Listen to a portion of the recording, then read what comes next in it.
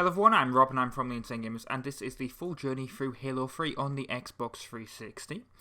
And if you've never seen one of these full journeys before, it's where we take the individual Let's Plays that are already on the channel, so if you want to watch any individual mission from the game, you can do that.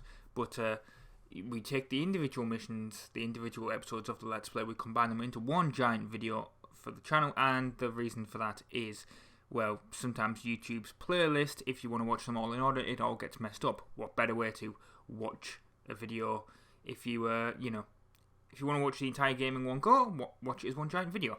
Makes a lot more sense. So this is about 4 hours, 15 minutes long. So yeah, enjoy.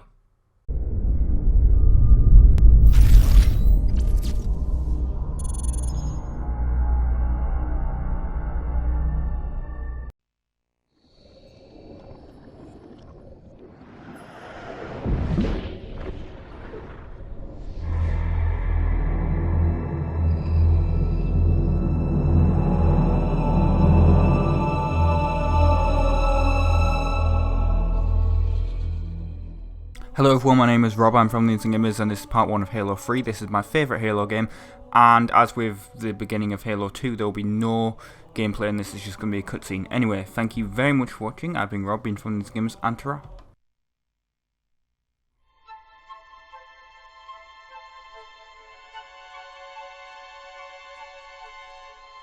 They let me pick. Did I ever tell you that? Choose whichever Spartan I wanted. You know me. I did my research, watched as you became the soldier we needed you to be. Like the others, you were strong and swift and brave. A natural leader. But you had something they didn't. Something no one saw but me. Can you guess? Luck.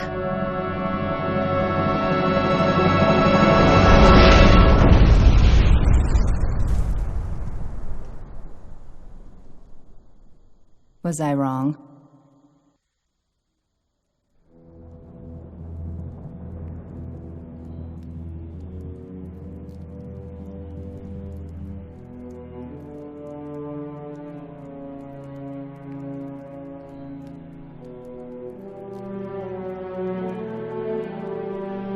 This ain't good. Damn. How far did he fall? 2 kilometers. Easy. Stay sharp.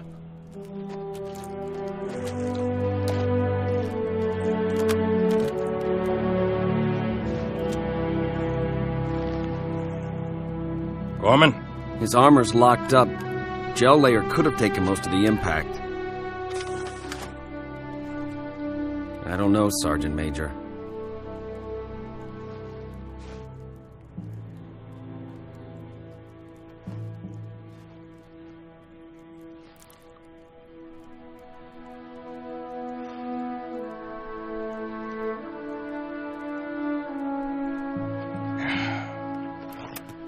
Radio for VTOL. Heavy lift gear.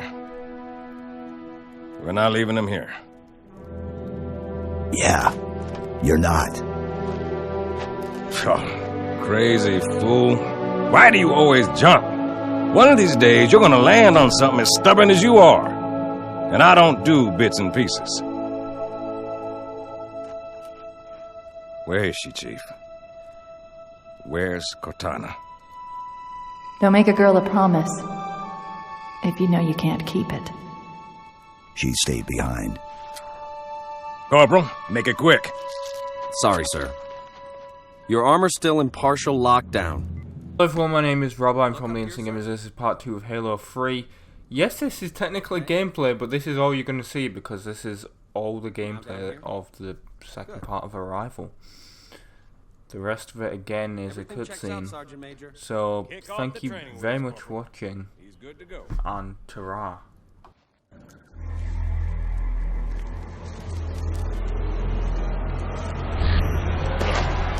Chief, wait! The Arbiter's with us! Come on now. We've got enough to worry about without you two trying to kill each other. Were it so easy, We must go. The brutes have our scent. Then they must love the smell of green.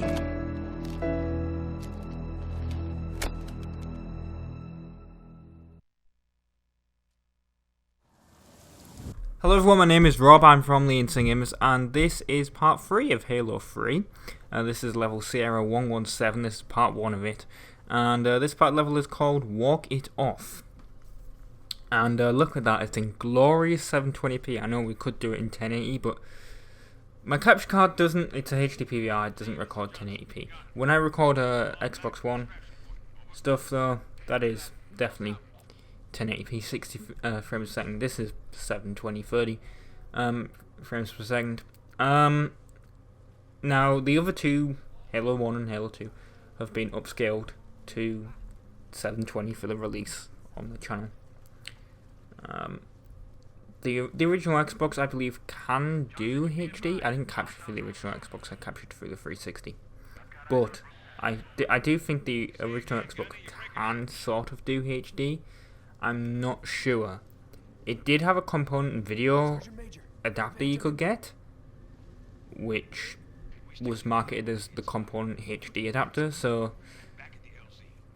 I think it can do it. It's just like it wasn't well known, and you know, most people did it through RCA cables, or in Britain, or in Europe I should say, we use a format known as SCART, which is a slightly higher quality. It's essentially HDMI, but it's standard definition, and the plug is bigger.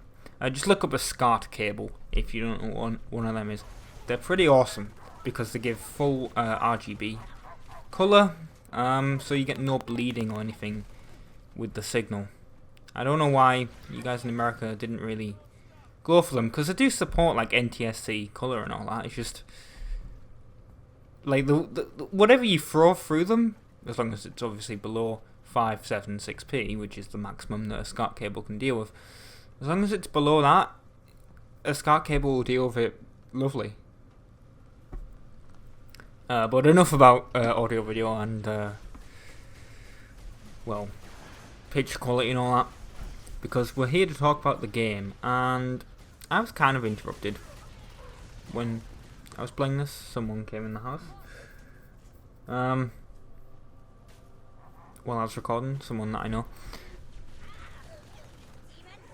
so I can kind of hear them in the background, and you can kind of tell when I like stop concentrating on things. But I don't know if that's in in this first bit, or if it's towards like in the second or third part. But Halo 3, I don't know if I've mentioned this before. I think I have, but it's my favourite Halo. Well, the favourite of the main Halos. I am gonna do Halo ODST, and Halo Reach after this.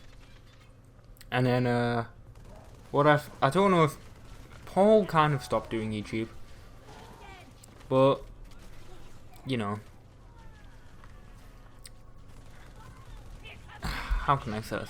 Like, Paul stopped doing YouTube, but hopefully we'll go through Halo 1, 2, 3. Oh yeah, I need to do Halo 4 as well. How did I forget Halo 4? We'll go through the other Halos. We'll do the remastered Master Chief versions, and Master Chief Collection versions in co-op. Because Halo, the time for Halo 5 videos has gone, so may as well do them. Like, may as well get Halo 5 ready for Halo 6 release, really. I did, when I started this, I did not think this series was going to take so long.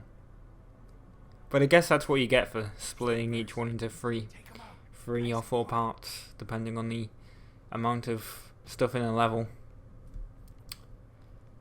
And this week is going to be a little interesting, because I remember I wrote this down. Well, I didn't write it down, I typed it in the schedule, but I'm going to change the schedule slightly. What it was going to be was Halo Need Speed, like that for the rest of the week, but it's going to change slightly. Because obviously Halo 3 has 3 parts to each level, so this is how it's going to work. Obviously you got Halo 3 Part 1, Part 3, but you know, I'm just going to say Part 1, 2, 3 for each part. So you have Halo 3 Part 1. Then we're going to have a Need Speed Most Wanted video tomorrow. Then we're going to have Halo 3 Part 2 on Wednesday. On Thursday, we're going to have the second part of Gary's mod. Chris has got a separate channel, and we have a deal where the stuff will stay on his channel for a little bit, a couple of days, because he uploaded this about 2 days ago. It'll stay on his channel for like 2 days, and then it will go on the main channel. So if you want to check out his channel and see the content first before it makes it on here, there'll probably be a link in the description on that video. And that's going to be Gary's Mod Part 2, finally. And then we're going to have Part 3 of Halo 3 on Friday, and then on Saturday we are going to have Part 7 of American Truck Simulator. So that's really the schedule for this week. I didn't really think there was going to be a schedule when I first looked. Like, I hadn't written it down, and I was just like, oh, I need to play some Halo 3. Because we've done the other 2 episodes went out. I do apologise about splitting them into 2, by the way. But they're technically 2 parts level. I do what the Halo Wiki says. And, well, now that Gran Turismo's stopped, you're just going to see a lot more Halo and Need for Speed. Although, you know, there was going to be 2 Need for Speeds this week. Obviously that stopped when Chris uploaded the video. I haven't talked to Chris in about a couple of weeks now. But, I need to do that. I also like the fact that we were supposed to be making this machinima thing, and then it just kind of stopped. Earth's Last Protectors. I have like the footage there, but there's no like audio, which kind of sucks. So here's the thing: if you want to help with that, I got Chris's audio, I got Paul's audio, I got my audio. If you want to be a random character, because we need a few extra characters, the people that I contacted before on behindthevoiceactors.com kind of let me down a little bit. Didn't send the voices over. If you want to do that, if you want an audition, I think I'll probably do an audition video at some point. That'll be like on... That might be on Sunday. I might do an extra video for Sunday. I might not. If I don't, it's... You know, I'm just going to leave the mission number on hold for a little bit. But, yeah. Because I don't know if I did film all the first episode. And editing wise, I'm not, like, editing with, like, special effects and stuff, I'm not sure. Because we do have some effects. Now, Halo 3, of course, has the Cortana bits. And I think we're going to see that in a second. Yep, here we go. These annoy me because they slow you the hell down. Could you watch me die? But yeah, thank you very much for watching. Stay tuned on Wednesday when you want to see part 2 of this. So yeah, and that's the name of the level. The part level. Anyway, thank you very much for watching. Hello everyone, my name is Rob. I'm from the Insane Gamers, and this is part 4 of Halo 3. So this is part 2 of Sierra 117. That's the first level in the game. Technically, it's the first playable level. And this part level is called Charlie Foxtrot, which is obviously the phonetic alphabet. Don't know if it's the NATO or the LAPD one though. Can't remember. There are differences. It's actually really weird to see this without audio because I have headphones plugged in and they're not on my head, so I just can't hear it. It's really weird. So I have no idea if I'm talking over like the Arbiter or Marines or anything, but you know, it doesn't really matter. This is like my tip: use grenades in Halo. I think I always say this, but grenades are your best friend, especially if you have sticky ones with the brutes here, because they will just die immediately, pretty much. Although there is an annoying part of it. Apparently I can't speak, but an annoying part of the lesson. Lesson? Why did I get lesson from? Level. Annoying part of the level. Coming up later. Here's another sticky grenade him, and he just blows up. Or plasma grenade, whatever you want to say. Now it does, of course, brutes can easily damage your health with the blue. I can't speak apparently. The brute. What's it? The brute shot. See, sticky grenade all those brutes out, and everyone is dead. Yeah, I don't like this jungle part here because there's. I was gonna try and show you guys the monkey Easter egg. If you did not know about it, I don't know how you haven't, like how you don't know about the monkey Easter egg. By now, by the time this comes out.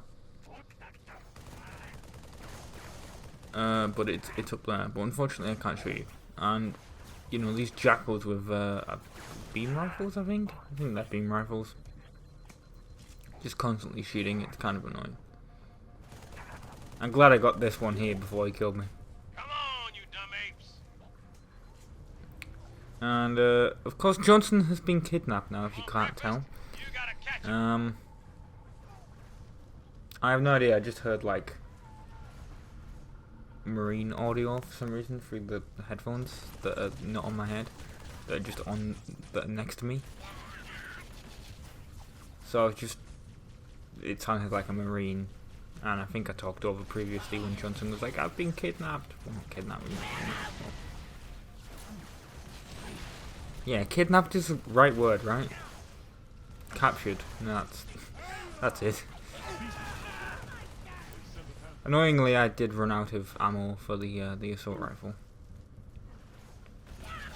The SMG in this game I don't think is as good as it is in Halo 2.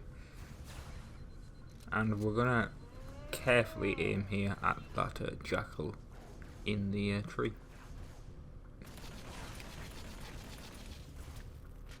There we go.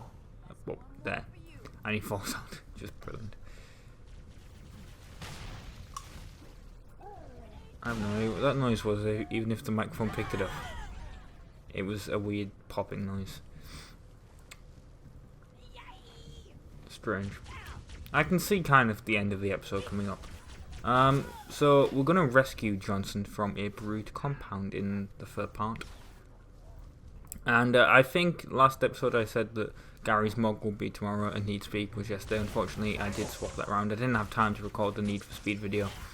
So I just, because the Gary's mod video was already on Chris's channel and I said it was going up this week, I just took it and re-uploaded it, which we're supposed to do anyway. Chris has a 2-day window of exclusivity on the content. Anyway, thank you very much for watching. That'll be part 3 of this level, part 5 of Halo 3. So yeah, I've been Rob, I've been from the Instant Gamers. Thank you very much for watching, and ta-ra. Hello everyone, my name is Rob, I'm from the Insane Gamers, and this is part 5 of Halo 3. So part 3 of the level Sierra 117, and this part of the level is called Quid Pro Quo. I'm terrible at pronouncing that phrase. I don't know, it's just my accent really, I think. And of course, look, we have more sticky grenades on brutes. Always fun. And there is a there's a jackal in the ceiling. I don't know if it's, no, it's not being killed. I do kill it. There we go. It is dead now. And we are almost dead actually, to be fair, with all these grunts that are killing us. I do wish I had the assault rifle. I should have been a little bit more careful with ammo, I think.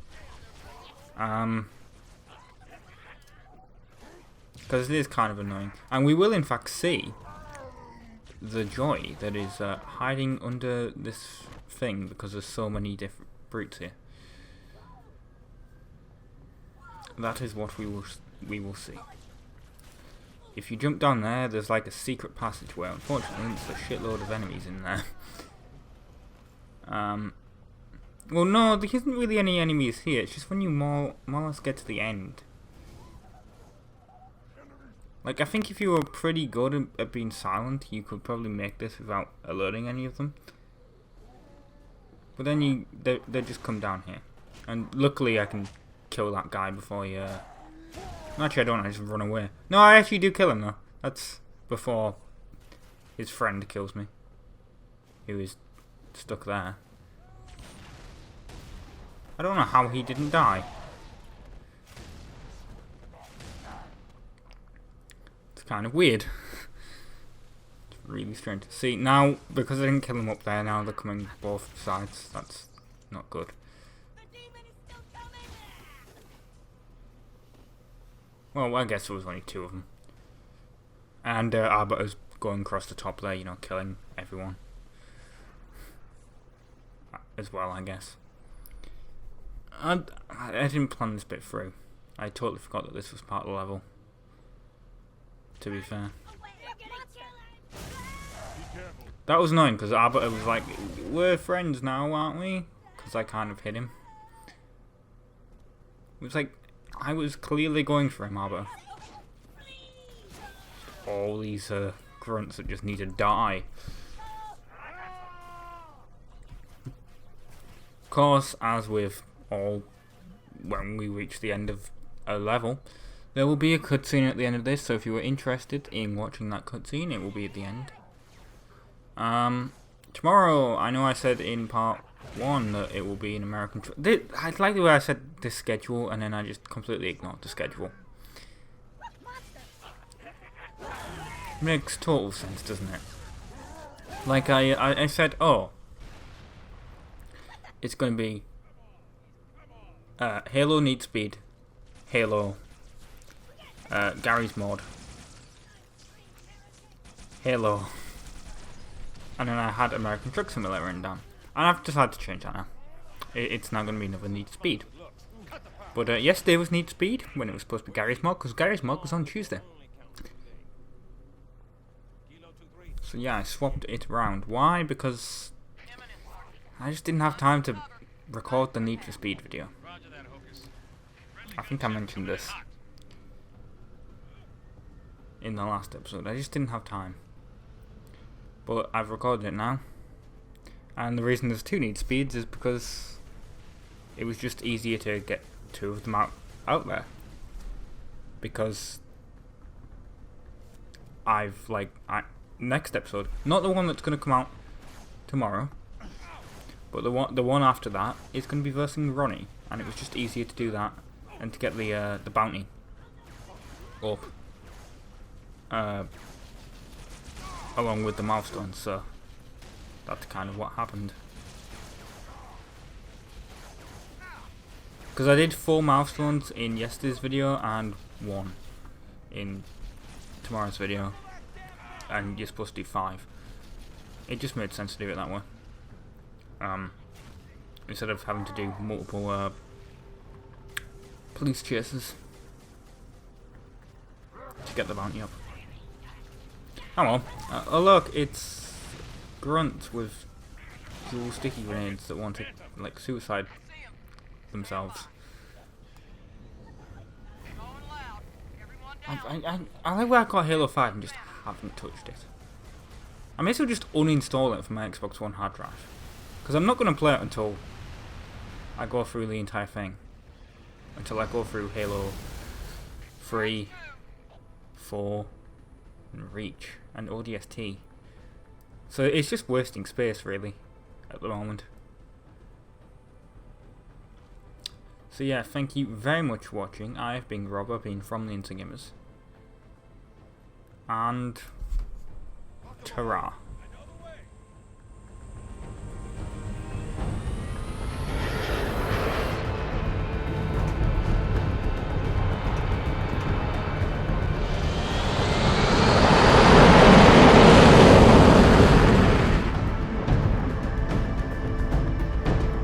IFF confirmed. Contact is Pelican dropship, Kilo 23, over. Roger that. What's the word, Kilo 23? Sierra 117 on board.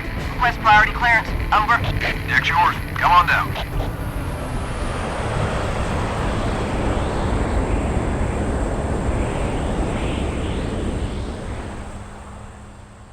Sorry for the tight squeeze. Tell the commander her ace is in the hole.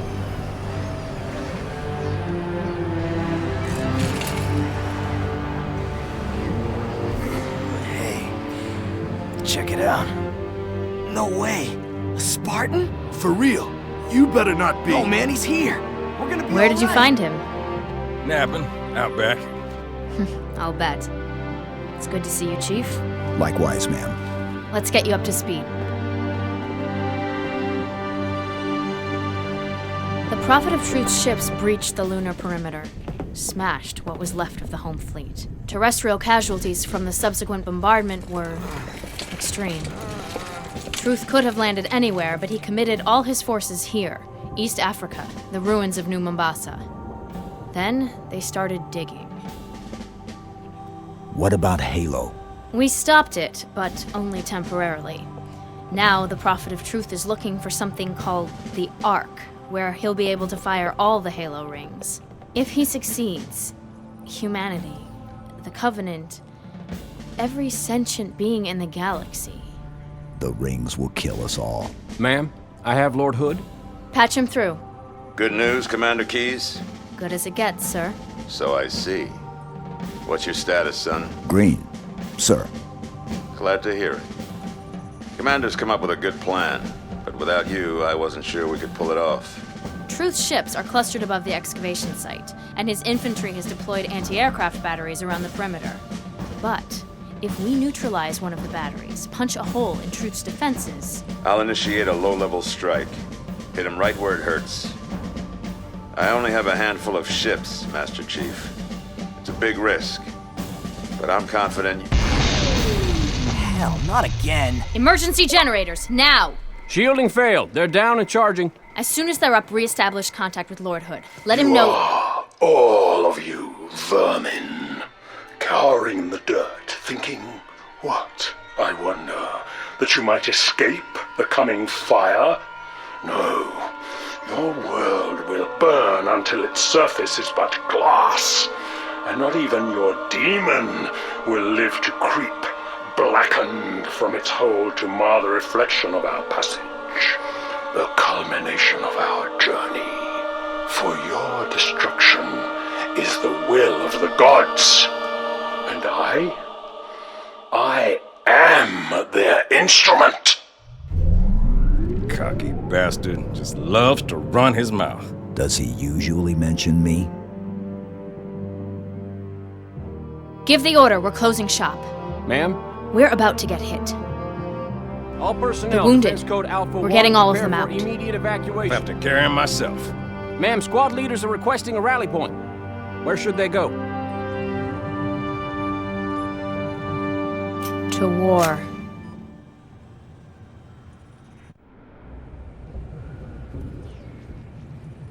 We just lost the perimeter cameras. Hello everyone, my name is Rob, I'm from the UNSC Gamers, and this is part 6 of Halo 3. And this is level Crow's Nest. This part of the level is called Know Your Role.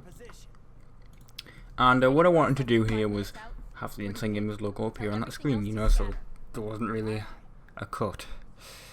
Unfortunately I couldn't get that to work, so that's why it was just a regular intro, which kind of sucks, but you know what you're going to do.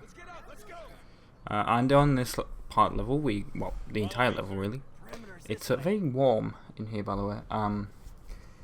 So I have the window open. You may have just heard the door move there. I'm trying to get airflow around the house. The problem with living in England is that you don't really have, well, it's normally cool, like, most of the time. Yeah? It's like 15 degrees or something. It's not warm at all. Sometimes it's below 10. This is Celsius, not Fahrenheit, obviously. So because of that, when it gets warm, you essentially have to open the window because no one has air conditioning. Now I should have really just bought a fan, but I can't really be asked. And I think a fan would have been louder than the door. I mean, I don't know if you can hear it. It doesn't appear to be. It doesn't seem to be appearing on the waveform, so it's not bad. Anyway, in this part of the level, we are fighting brutes, grunts, and drones, because why not? Oh yeah, and a few jackals. And what we have to do right now is we have to get to a hangar and allow a pelican to launch by killing a bunch of Covenant. And then later on, not in this part though, we'll meet the Arbiter and we'll rescue him and get him to a ship. And then the third part is we'll destroy a... we'll have to destroy this base because there's a bomb. That sucks. I wish they hadn't thrown that grenade. That would have been so useful. I don't know if it's meant to happen. I'm pretty sure it is, but who knows. I am really, really warm. I don't know if you can hear it in my breath. I've literally just been... I know I keep saying, oh, I'm going to do a DVD collection video at some point. Yeah, I will. I've just been moving them now because I've got a few... Well, I put them in the pile once I watched them. And my pile's done alphabetically, so I've just been moving them, and they're quite heavy. So that was a thing that happened. So I am slightly out of breath, and I did that without the window open because I'm an idiot, apparently. I love this bit. I'm just like, hey, you come in here? I'm going to throw you a grenade. And it worked. Now, you're supposed to go down there. What I'm going to do is I'm going to ignore that a minute, and I'm going to show you a little Easter egg. Really should have checked who does the voice. Here. Open up! Password, please! You gotta be kidding me! What password? The password so we don't open the door for brutes. Do I sound like a brute to you? Well, you could be held prisoner by brutes. If I was held prisoner by brutes and knew the password, then the brutes could just force me to tell you the password and you'd open the door for them. Okay, well now I'm definitely not gonna open the door. But we need ammo! Well, why don't you go ask your brute buddies then? Right, the people in there is he got the voice of Tucker and the voice of Doc. And if you do it on high levels, you get Simmons and Grafe and Church and Caboose.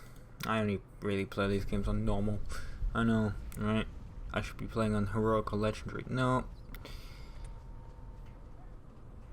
You wouldn't want to see that.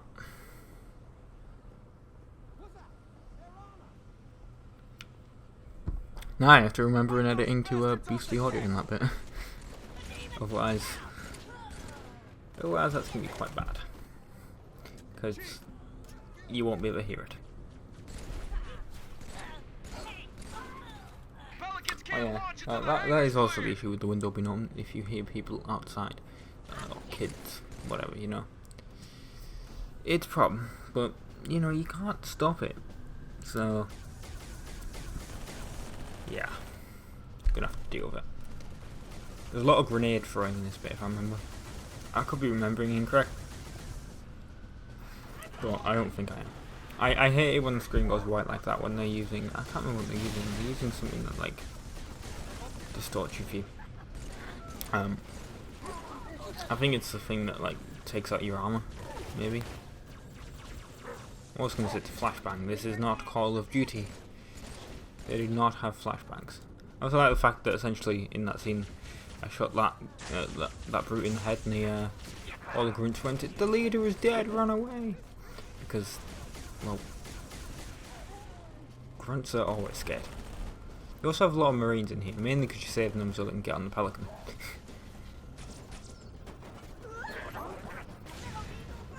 I mean, that was not very good for them two brutes.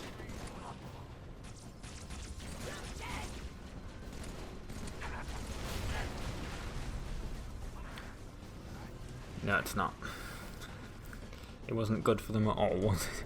They just immediately got shot. I have no idea what to say, really. Oh yeah, that was it. I bought a surround sound system. Quite nice, it works very well. Annoyingly, it did not come with any digital audio cables, or even any regular RCA phono cables, to connect other devices. It's just a, what is it? It's a Samsung HTJ4500, Blu-ray 3D player, but it comes with the surround sound system built in, really nice. easy to set up, didn't take long. It has a couple of inputs on the back, but it doesn't come with the necessary cables, which is kind of annoying. So today I bought them. Luckily the cables are actually quite cheap, and they were gold plated too, which was good. You want gold plated cables. If you're buying anything, you want gold plated cables.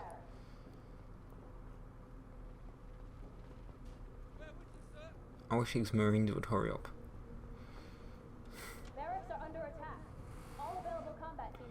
That door is now annoying me. It's not annoying me when I'm just like editing and stuff, but when I'm recording, it's the worst. And it's cooler than it was last week. I guess that's also kind of a reason why... Oh, here we go, here's the drones. I guess that's kind of a reason why I wasn't that into recording last week. It's just too hot. Oh yeah, and tomorrow, well, tomorrow when you see this, there will be a special video tomorrow. It's a first person's video. It's, you know, normally those go out on Friday, but I got the game early and well, they said do the video at any time, but we'd rather do it closer when you get the, you know, do it pretty much when you get the key, which I've had the key now for 2 days, so yeah, you may have seen what it is on Twitter. I have not mentioned what it is. It's just the people that give me keys, Diatech Online Services, said, hey, you played our the one that we did recently, would you like to, we got another key for a different game, would you like to try it? And I was like, sure. And the game's actually pretty awesome because they gave me like a DRM free version. Anyway, thank you very much for watching, and ta-ra! Hello everyone, my name is Rob, I'm from the UNSC Gamers, and this is part 7 of Halo 3, and this is level Crow's Nest, and this part of the level is called Gift with Purchase. And look, Miranda Keys is on the screen. I know in yesterday's video I said, look, the special game I'm supposed to be doing today, it's going to be on Friday. It's going to be a first impressions Friday. I worked it out with the developer. So that means today, which is Wednesday obviously, and tomorrow, there will be another Halo 3 video. 3 Halo 3s in a row. I didn't really want to do that, but it worked out better. Also, these are a lot easier to produce than like actually recording the footage and bringing it together all at the same time. Because I still am really busy. And for some reason, it still hasn't cooled down weather-wise. But I promise you, I'm gonna get that game done for Friday. Anyway, in this we are fighting a bunch of brutes that are in the Marine barracks, and we need to take the Marine barracks back. Of course. Because we need it. So of course, what does this do essentially for me? It means I'm going to be running around with this assault rifle and throwing a lot of grenades, watching a bunch of brutes blow up. Because, yeah. Also, I have no idea why the screen keeps going white. I can't remember what I was going to say that it's flashbang, but there's no flashbangs in this game, so I don't know what it is. Again, it's quite warm, so if the window's open, you may hear the door occasionally. I really should check that in editing, if you can actually hear it. And that's a regen thing there that just exploded because, yeah. Because, you know, things are on timers. And I know this is going to shock you guys. But tonight, it's Tuesday when I record this, obviously I get this ready the day before. I'm finally going to watch Star Wars: The Force Awakens. It's been in my to-watch pile for ages, but I still haven't got around to watching it yet. And, well, today's the day, so, yeah. Hooray, I guess. Guess what, you can't go this way. I don't know why this area exists. Oh no, you can't, you do go this way, duh. You go down this hole that is kind of hard to see when there's a dead body in the way. But yeah, somehow I've never seen it. Also, a Cortana segment. Yay. The cut time segments are the worst. And this level has a bunch of them.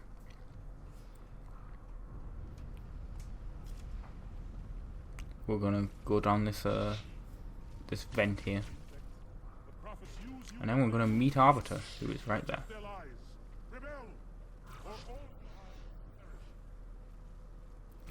You know what we should really do? We should really help him.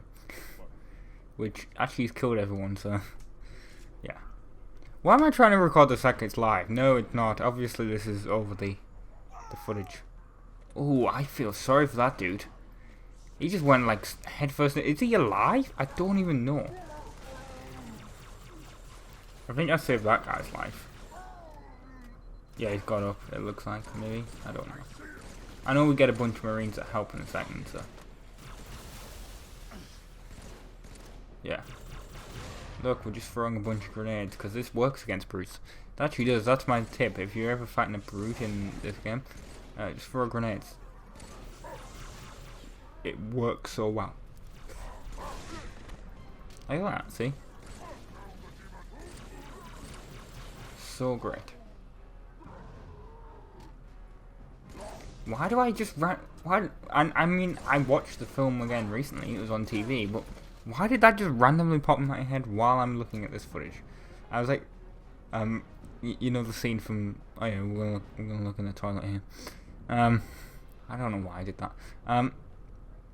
You know the scene at the end of Toy Story where they've just set off the firework and going through the air, and then Woody goes, Buzz, you're flying, and then Buzz is like, this isn't flying, this is falling with style. That just randomly came in my head. This is the amazing commentary that you can get with the insane gamers and with me. Or you can have Chris talking about vaping. That's well, trying out vaping mods in garage mode, I guess. I would. Chris was like, oh, I'm gonna do some GTA PC videos. Yeah, it happened.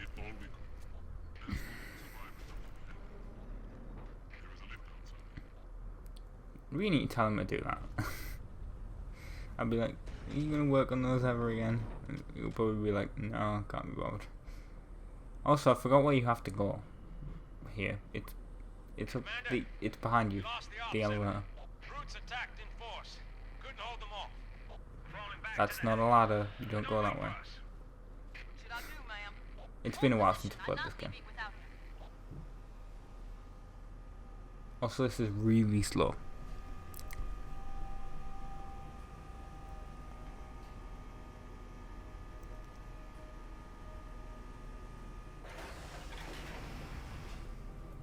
There we go, fine. And then every time I get in one of these, I think that this is the button. No, this is the button. Also, we should probably let all the Marines get in.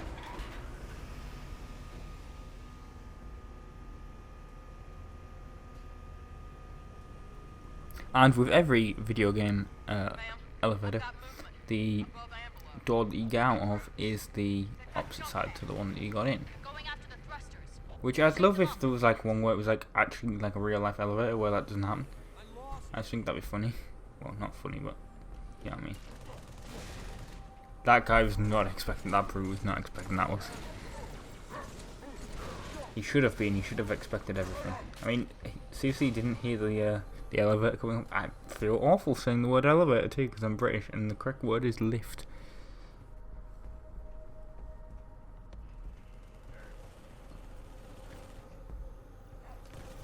You know what's annoying? Brutes with jetpacks, which is what you have to deal with on this level. Also, notice the fact that you can't go through that door back there. And now you can, because they, for some reason, bust through. Also, there's kind of a little secret thing up there if you want to go through. I mean, there's really no need, because there's nothing you can do up there. Because Arbiter and all them are going to get onto into a pelican, but if you actually go up here, drones, go! I'll cover you. There is, well, for some reason I was like, oh, this is where you have to go. No, it isn't. you wait for them to get on the thing. But there's cloaking up here if you need it, which is pretty cool. Unfortunately, I waste it because, yeah, he controls. But Brutes in the ops center. They disarmed the bomb. Sorry, Commander, there were too many, even for me. Chief, get back to the ops center. Kill those well, brutes. I can see kind of the end of the video coming up, so that is what I shall. I will. Thank you very, very much for watching. I hope this commentary has been really insightful for you. Of course, it hasn't. And you don't go back down there. That's not where you go. And now I'm yawning. I've been up for several hours now. 10 hours. I'm getting slightly tired. Which is fun when you have a 2-hour, 10-minute film. That is Star Wars, The Force Awakens. They've got to say and press the bloody cloaking thing, which wasn't a good idea. You go down here, man. This is where you go. Anyway, thank you very much for watching. I've been Rob, I've been from the Sangheili. And ta-ra.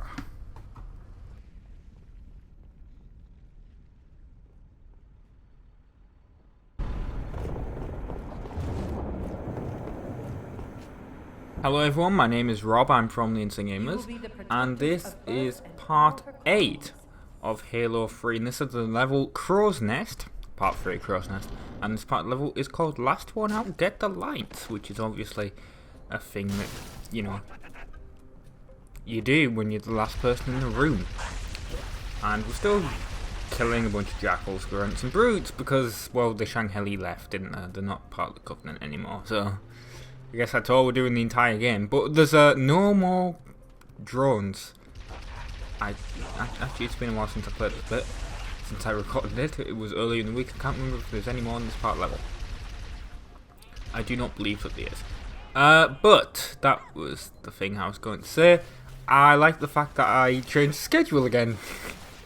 It was completely accidental, but I was like, oh, I'm going to do the Halo 3 videos all in a row, and then I'm going to do the Max and Autistic Journey, and then I'm going to do a special video, which was what came out after part 2 of Crow's Nest, which was the version of Pokemon, the first movie that you didn't see, which is the difference between the original Japanese version and the I've just ate something and it's like my food is trying to escape. Which is a weird thing to say, but yeah, that was just a weird thing to say. Like the difference between the Japanese version and the well, no, it's not really the American version because the changes. I like where I'm going into Pokemon here when this is supposed to be Halo, but okay. Essentially, if you haven't seen, I recommend you check out the video. But the original version of Pokemon, the first movie, which in Japan I believe is known as Pocket Monsters, the movie Mewtwo Strikes Back. Oh no, Mewtwo's Counterattack is its technical title. But it translates to Mewtwo Strikes Back, essentially. Yeah. It was originally, you know, completely animated by hand. You know, just like most animated films of... Well, no, because Disney did it with computers, like they used the CAPS process. But, oh yeah, I like where I was like, they had no idea I was here, and then the Prophet of Truth there just immediately decided to disappear off the screen. I don't know what's wrong with me. I want to cough or burp or something, and I can't. It's just... I can't do it. I'm not doing it on camera. I also like the fact that that bounced up like that. That was pretty awesome.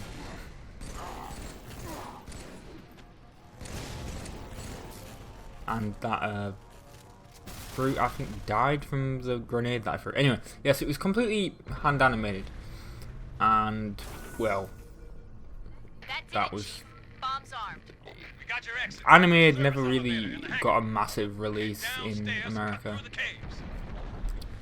because of like, this is a horrible explanation, but essentially anime never got this big like showing in America. I think the only one that really had was Princess Mononoke, and that went to about 1,000 cinemas across the whole of America, and normally for a huge release film it's like 3,000. So the Warner and 4Kids essentially said, okay, well, it's going to be this huge thing, obviously. We know how popular the show is. We've seen how popular the movie is in Japan. We need to change it.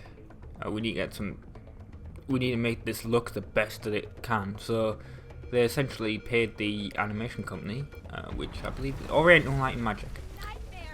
They essentially paid. Oh, I love this. I just blew up all these drawings.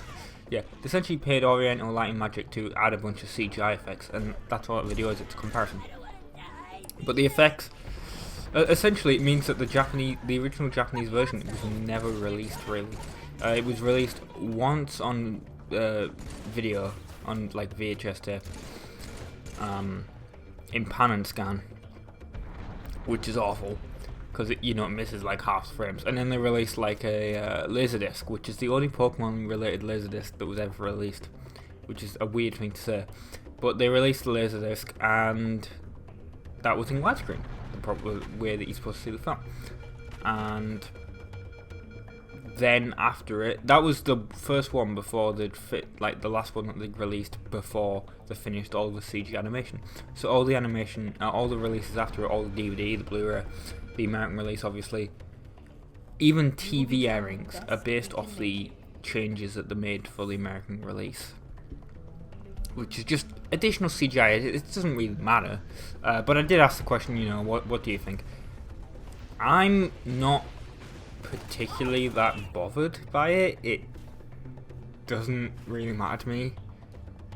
I'd rather watch the film in English anyway, which is a weird thing for me to say, because if you've ever seen me on Letterboxd, the first thing on the Instagram's bio for Letterboxd literally says, I'm a original theatrical version, original language kind of guy, but if it's a anime, cartoon, whatever, I'd rather watch it in English. If it's like live action, yeah, sure, I'll watch it in Japanese, but or whatever language it comes in. But if it's animated, it doesn't matter. Anyway, I don't know why I got into that tangent, but essentially, watch that video. Anyway, thank you very much for watching, and ta-ra. This place will become your home.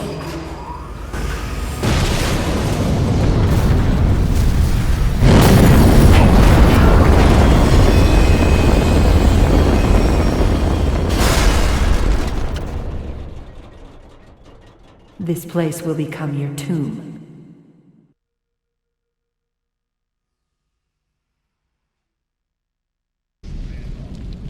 What happened? Chief, please respond. Hello everyone, my name is Rob, I'm from the UNSC Gamers, and this is part 9 of Halo 3. This is the level to Vaso Highway, and this part of the level is called Full Contact Safari.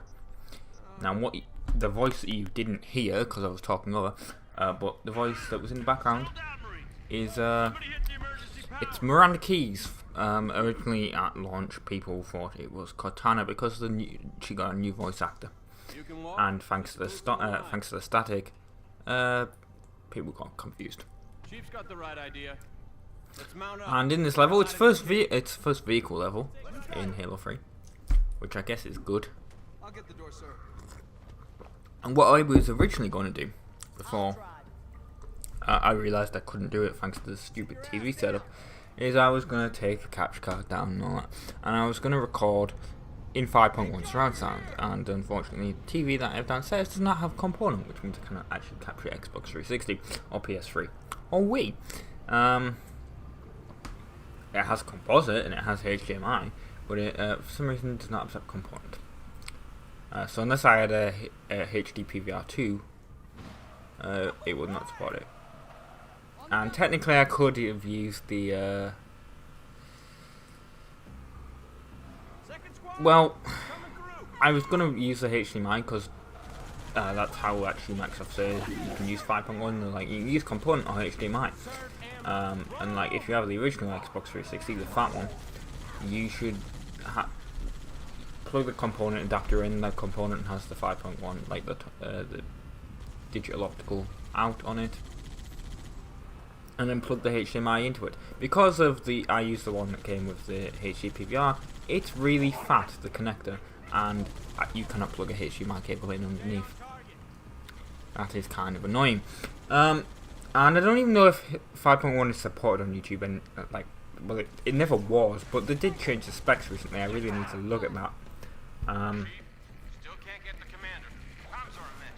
I did once upload a 5.1 video by mistake when I was testing Sony Vegas before, and I was like, ooh, it does 5.1, let's see how this turns out, and it was awful. It was just like, it just crackled and everything. YouTube had no idea what to do with it. But that was a couple of years ago now, and well, nowadays movie studios and all them have got into YouTube because you can buy movies thanks to the Google Play Store that works via YouTube Movies. The movie studios upload trailers and stuff, and they're obviously mixed for cinema use, so they're mixed in 5.1. Well, even DVD and Blu-rays trailers use 5.1, so it's all set up ready. So I actually do wonder if YouTube now supports 5.1. I think they probably will. I'll have to find out, because next time I do a machinima, which I have no idea when that will be, we're supposed to do Earth's Last Protectors at one point, and that didn't happen. So I should really just get rid of that trailer that's on the channel, but no, because then it'll look like there wasn't a video on that day when there was. Who knows? I wrote the script for the 6 episodes, so you know, maybe we'll get around to it at some point, but yeah, maybe Earth's Last Protectors will be in 5.1. That'd be interesting. Actually, I was going to do a GTA 5 machinima, thanks to the Rockstar editor. It was going to be like, but I need to wait for not Top Gear, the Grand Tour to come out, because it's going to be like that. We were going to do Top Gear GTA, but so many people do that, and hopefully the Grand Tour will be slightly different than like the Top Gear, so it doesn't infringe on the format. I'm pretty sure Clarkson has said that. So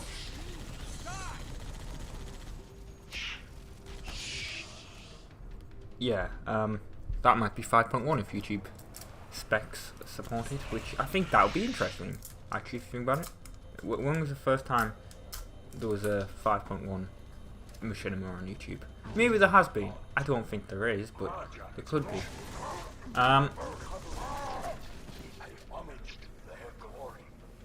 Anyway, look, that's the Prophet of Truth. I think, yeah, the truth. Yeah, I think that is truth. Also, you have to destroy this so the Warthog can get through. This is actually one of my favourite levels of Halo 3. It's one of my favourite levels of Halo in general. And I am sorry if you like heard a sweet rapper a couple of, or maybe it was up to a minute ago now. I haven't put it in my mouth yet this week, but yeah, I was taking sweet out of the rapper. Also, I get the Warthog stuck here. It's pretty interesting. Fun fact: you can actually, if you get rid of these barriers, you can actually, like, if you have a grav lift too, you can actually jump this, so you don't actually have to go down there. But sadly, I do, because I got the Warthog stuck. So yeah, thank you very much for watching. This is Halo 3. This has been part 9 of Halo 3. I've been Rob, been from the Insane Gamers, and stay tuned for the next one, which will be The Broken Path. Ta-ra! What is up, everybody? My name is Rob, I'm from the Insane Gamers, and this is part 10 of Halo 3. This is part 2 of Traverso Highway, and I believe this part level is called The Broken Path. I didn't look, I probably should have.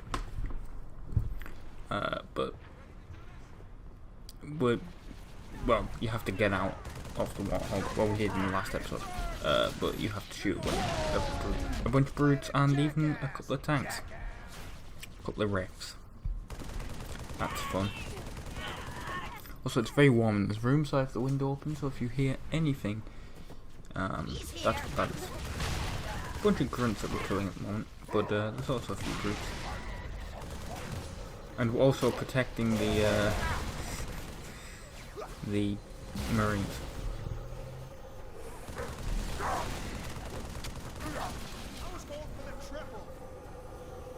And that guy was quite angry apparently, because he was going to kill 3 at the same time.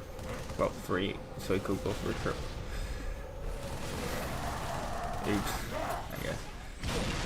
That was a Marine, by the way, that said that line of dialogue. I love just throwing the sticky grenades, it's hilarious. Just the ragdoll physics. I do think there are too many brutes in this area though. There is too many brutes. And now that the elites are on our side, the Sangheili,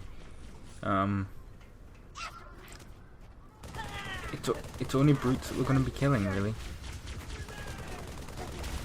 What I want to try and do, I guess, is maybe I'll do this in the next episode. I was wanting to do it on this, but I didn't.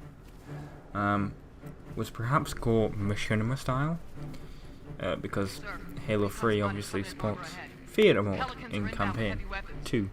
So that's what I was thinking of doing, going machinima style on some segments. But that will require a lot of editing, so maybe I'll do it. I don't know how it'll be. I'll try it next episode, if I remember to do it. And well, we have a fuel rod cannon now, which is good, apart from the fact that like it still takes like 2 shots to kill a brute. Also, there's trip mines here, so if you want a trip mine, there it is. I actually forgot they were there.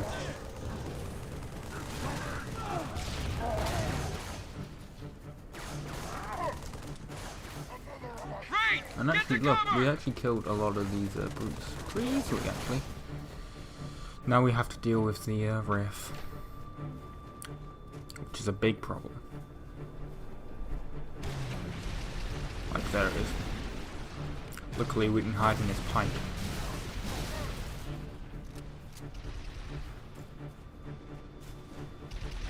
And of course, one of the big problems, that was actually quite close, because imagine if this game was in 3D.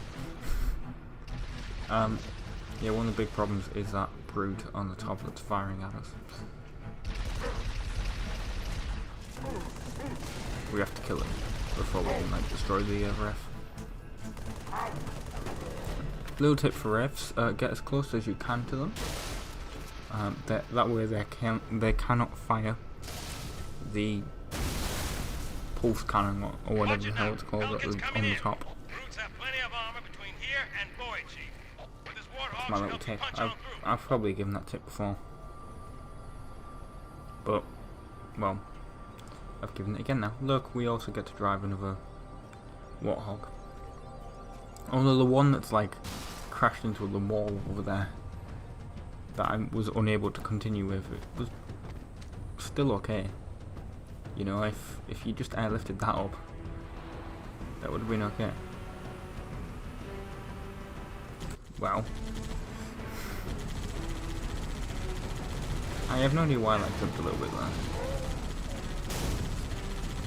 Just a thing that happens. I mean, this is running. My Xbox is like what, 7 years old by this point now, so the hardware is dying on it, I guess. Also, a little tip here: don't do what I do right here and go around the outside. So it's been a while since I've played this level. Well, in fact, any of Halo 3 so I forgot that you don't go this way. That was a bad idea. Because this is just a loop. I do like the music. It's I just wonder if we're gonna get. I don't know if you can hear it actually. I've turned it down in editing. But there is a small problem of Merlin, the music company. No one actually knows if they're real or not, because no one can ever find information on them. there's a music company called Merlin from Australia, and they have a stranglehold pretty much on copyright. Music copyright for some things. Also, I like the fact that I managed to roll it and somehow, like, it was something that really happened to it. Like, the car bounced forward again.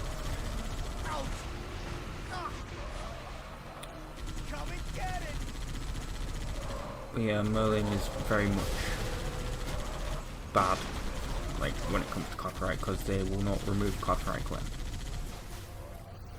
Like, you can give them the best advice, like, you can show them exactly, I bought this song was in the game, or whatever. You know, you should remove the copyright. And this is, like, sometimes they have some of the stuff that's in the music library that we use, which is Position Music. So we get, like, a copyright claim from Position Music, which they're just like, okay, we'll immediately remove it because you bought it, and then sometimes and then Merlin also have a copyright claim, and they're like, but you didn't buy it. But we're like, we did buy it, we have the right. And they're like, no you didn't. So they're kind of assholes. They really suck. So no one knows if they're like a scam company really, because no one can ever find out any information about them. Like, if you just search Merlin YouTube copyright, you'll find a bunch of Google product forums threads saying like, please remove them from Content ID, they're awful. But we've had some that they do remove. They've removed a lot of the Halo music, mainly because they're probably scared of like Microsoft themselves.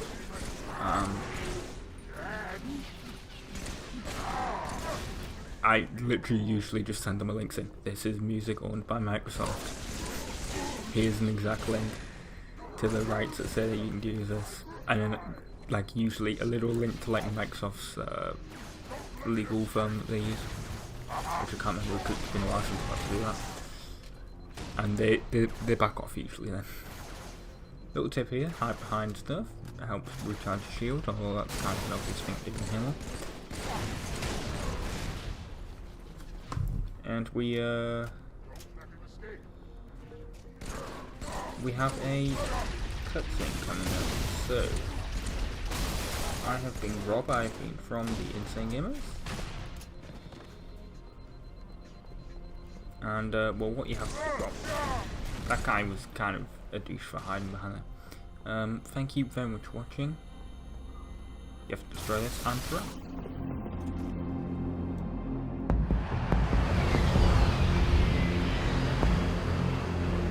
Lord Hood, we made it. Music to my ears, Commander. What about the Ark? Fully uncovered, sir. And we don't have much time. Marines, the Prophet of Truth doesn't know it yet, but he's about to get kicked right off his throne. You will take our city back and drive our enemy into the graves they've been so happily digging. One final effort is all that remains.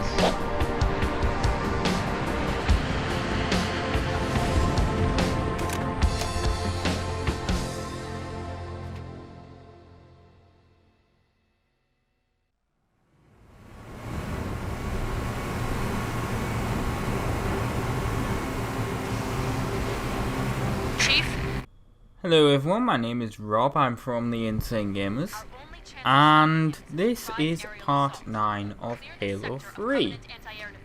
And, well, this is the level known as The Storm. And, well, the first part of the level is called Ghost Town. And I'm pretty sure Ghost Town was the name of a map in multiplayer. I also think that that map was a DLC map. Pretty sure of that. But yeah, this used to be one of my favourite levels. It's playing it back, it's kind of boring, and really, this level, surprisingly. But when I used to play the game, I did used to play it co-op, and it worked so well in co-op, this level, but not really so much in single player. It's kind of boring. I also forgot how you get through the door. You have to climb up here and do it that way. Now there'll be another Halo 3 tomorrow, and then the day after will be What will it be? It'll be Need for Speed probably.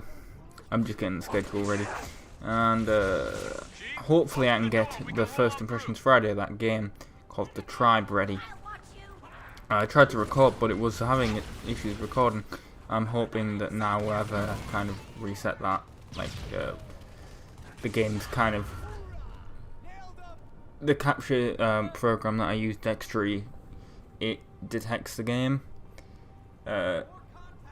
using DirectX. I'm hoping that it is kind of detected it properly.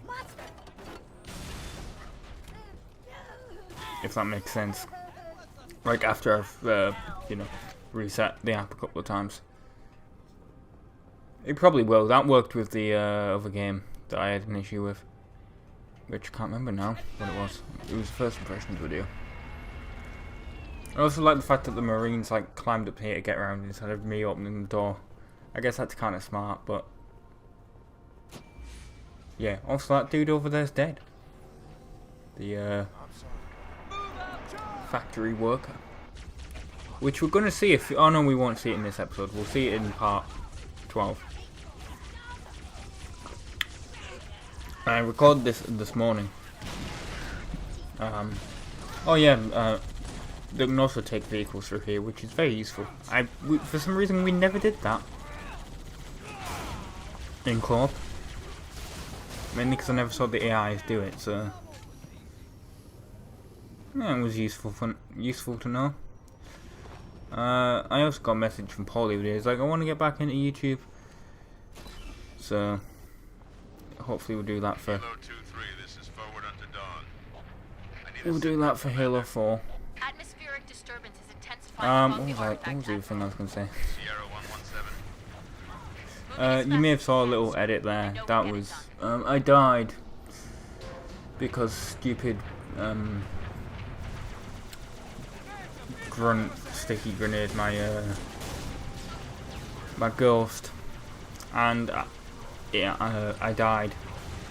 Well, the checkpoint happened as I was getting into the ghost, if you noticed. So that was a weird cut. I do apologise. I try to hide them if they do happen, but yeah, I mean that's like the only one for this entire episode and the next one. So yeah, I do try to hide them though. I got onto the back of this and. Oh no, it isn't. There will be one in the next episode. I haven't technically edited part 12 yet. But one of the grunts here decided to like get out and sticky grenade me. Like it tried to there, but obviously it succeeded last time. So we have to destroy the wraiths, of which is one of them. Also, you should probably kill the grunts first.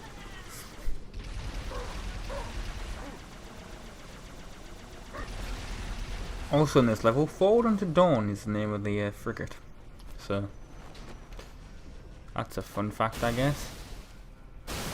Well, I guess we get into it at the end of the Halo 3. I mean, it's not really a spoiler, is it? I mean, Halo 3 came out in 2007. God, it's almost 10 years old.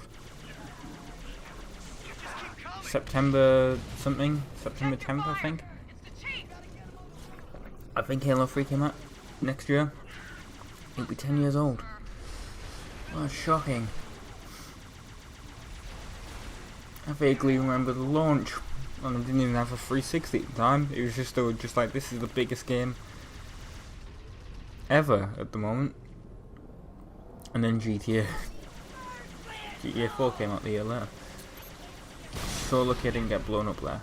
So lucky. Also, this is not how you should do this really, but I did it. Well, otherwise you wouldn't get the footage, would you? Also, we're gonna destroy the screen because I just think it's funny. Yeah, I wouldn't give that as my tip of how to do this, but I did. And then I almost thought I was gonna get the ghost stuck here, but luckily I didn't. Oh, and then they opened the door anyway, so yeah, that was kind of annoying.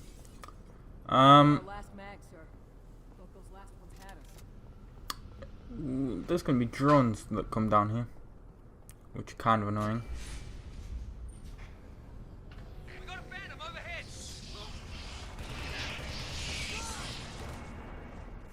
But luckily we can just kind of ignore them and run down here. And then Cortana tries to talk to us because, yay. I wish Cortana... The Cortana segments are so annoying because they just slow the game down. And I think Bungie realised that.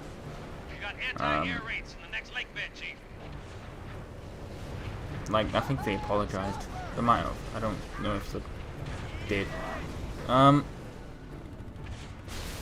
down, one to go. But yeah, you now get to drive a mongoose with a rocket launcher on the back of it. That's fun. And we're going to die. Oh no, we're not going to die, but we're going to see something annoying here. That blows up. And I flip. And it goes off the edge of the cliff. I'm like, really? I have no idea why that Marine just said, can we do this after the fight, but yeah. And I'm trying to stop someone else so I can actually get onto a mongoose. Yes, you can walk around now. That is now your job. And I can see the ending of this. If you enjoyed, I'm actually surprised people can stay on the mongoose as it flips. Also, the rocket launchers in this game don't have thingies on them, they don't have the target lock like they do in Halo 2, which is kind of annoying. Anyway, if you enjoyed this episode, thank you very much for watching. I have no idea how long's left. I can kind of see the ending, but it's like it's also a bit away, like 15 seconds. So yeah, I guess that's enough time for me to do the ending. So if you have enjoyed Halo 3, what's the name of this level again? The Storm. Ghost Town is the first part of this level. Thank you very much for watching, and stay tuned for part 12, which will obviously be the same level, and it will be called part 2 is Judgment. So, ta-ra! Hello everyone, my name is Rob, I'm from UNSC Games, and this is part 12 of Halo 3. And this level is called The Storm, and this part level is called Judgment. And I wish you could see this, you can't, because it's the recording meter thing, but the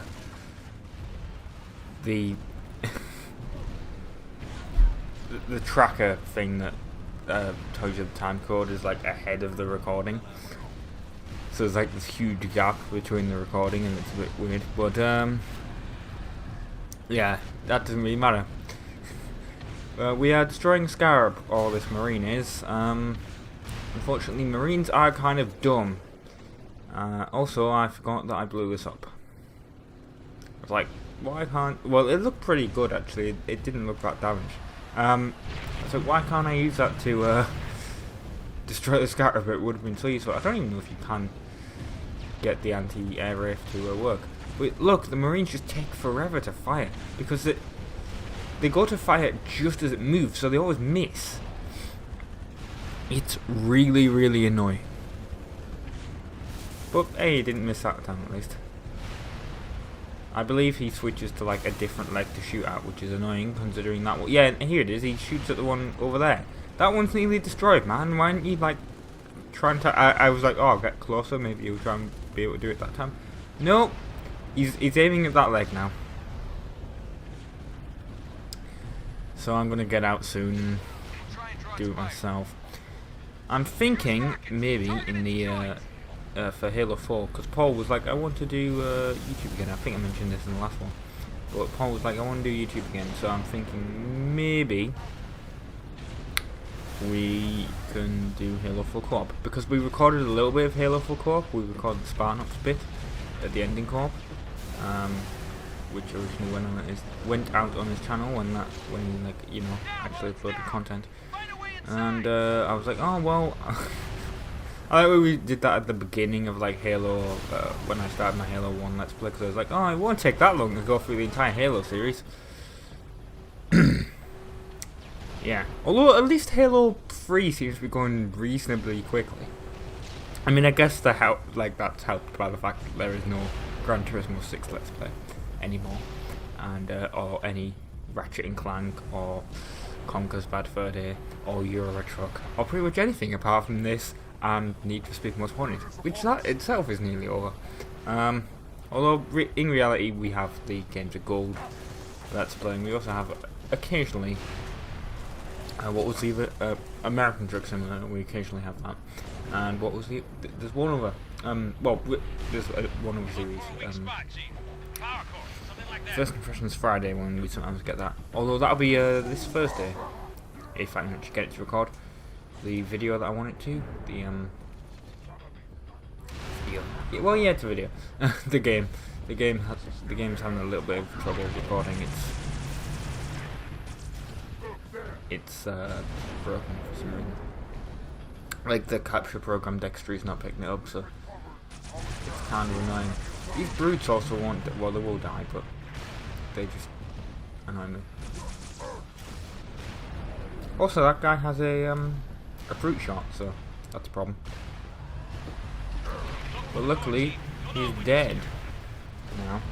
I don't know where that other enemy is. I think they might be below or above. I don't know. Not on this level, at least, because of where I could see them. Also, trying to get off this kind of impossible when you've got a plasma cannon on you. You need to like run away, but I don't know if it will actually blow up with you on it. I don't think it will. But we're gonna have a friend soon. Look who it is. One more target, Chief. It's a Covenant AA gun in the next area. If when the Pelican lands, he's gonna get out. It is our friend the Arbiter. Well, have you ever played Halo 3 with 4-player co-op? Oh, well, yeah, it's kind of strange as well at the same time, because there's like a bunch of it's like Chief, Arbiter is like player 2, makes sense, and then like the other two are just random elites that are like apparently important to the story. Also, Cortana coming up again. I wish we'd hurry up and get to the level where we rescue her, just so she stops coming up on the screen. Because it really does slow down the thing. The game. The thing. Wow, I can't speak today. Oh look, brutes. Also, we're going to get some weirdly friendly AI in a second. Well, it's not weird. It's meant to happen, but like, I'm actually surprised I managed to keep them alive. Because there's civilians in this factory, and they will take up like guns because they want to obviously save the factory, but they don't wear armor or anything, so I'm actually surprised I kept some of them alive, because normally they all die. But yeah, this is one of my favourite levels, just for that fact. Look, there they are. They're like, oh no, we can help. Oh, luckily there's some weapons in this factory. Although I guess it does make sense. I mean, if you think about it, if you've been fighting the Covenant for however long they have in Halo, I can't really remember being. I can't remember how long it's like a 30-year war, isn't it? If I remember correctly. If you've been fighting the Covenant that long, and then you're like, oh, they've come to Earth. In fact, they came to Earth in Halo 2, looking for something, and then they left, and then they've come back. I think you'd probably get permission from your employer to bring guns to work, just in case, especially if this is happening. Maybe this is just, well, no, it's Africa, isn't it? So I was going to say, this is America, where you get to just Second Amendment rights. Oh god, let's not get this video political. Don't mention anything like that in the comments, please, people.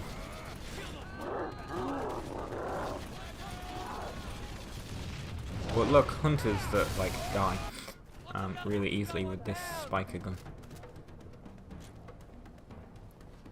And there's a shotgun here, which is not very well. It's somewhat useful. The little civilians are in this level. I mean, some have died, but I do keep a couple of them alive. Also, that's one thing I was going to mention at the beginning, but I haven't now. Well, I forgot to, but I'm going to now. I did a little bit of editing on this episode. I wanted to do something like, I like when I was going to say cinematic. It's not really cinematic. It's just, well, I wanted to see what it would look like, and it's going to stay in the episode now because I like the way it looked. I'm not going to tell you what that is until it happens, but it looked okay, I guess. There's also a brute with a grab hammer here, which is a pain to kill. Also, I wanted to like sneak up on them and do that, but this run kind of got in the way. So I guess now they know where I was hiding.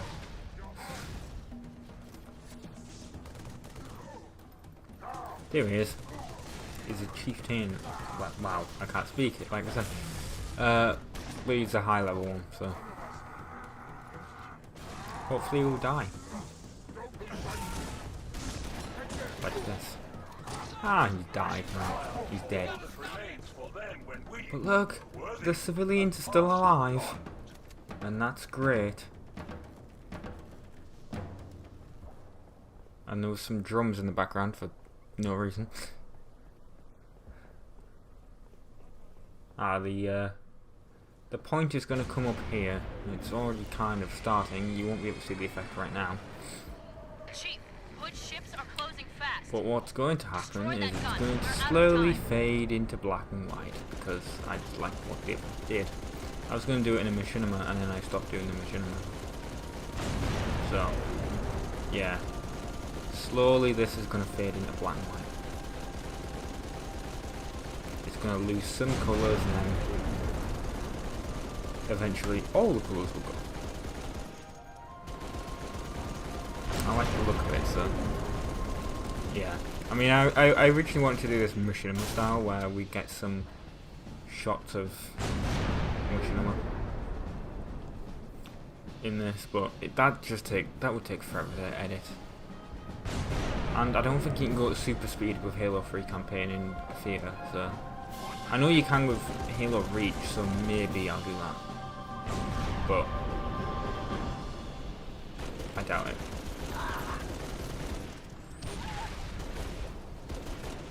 I have no idea when this effect is like starting. I guess it's kind of happening now, because that's not as red as it was. But yeah, it's definitely happening now. I like the look of it. I don't mind it. Let me get, like, you guys let me know what you think.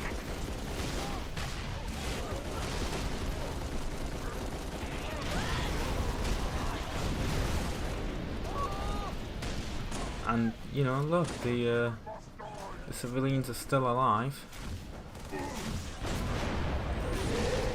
That brute is dead. And we have to destroy this massive gun. Yeah, gun. And then that'll be the end of the level. But it won't be the end of the video because there's a huge cutscene. So I'm going to shut up when that happens. And I can see the end of the video coming up. So I have been Rob. I've been from the Insane Gamers. I hope you've enjoyed part 12 of Halo 3. This part level is being, well, this level is called The Storm. This part level that you've been watching is called Judgment. I hope you've liked this effect. If you haven't, let me know, and I won't do it anymore in editing. But yeah, thank you very much for watching. I have been Rob. I've been from the Insane Gamers. And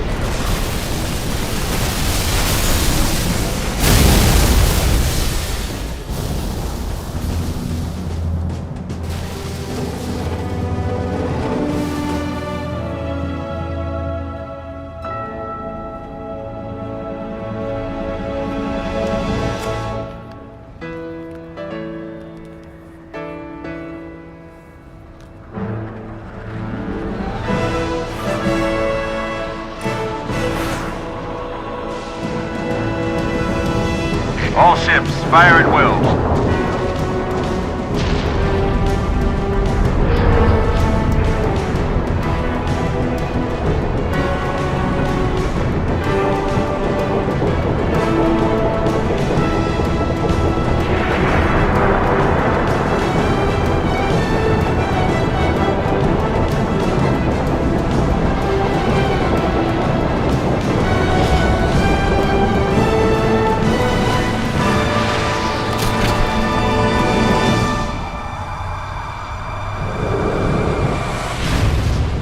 This is the way the world ends.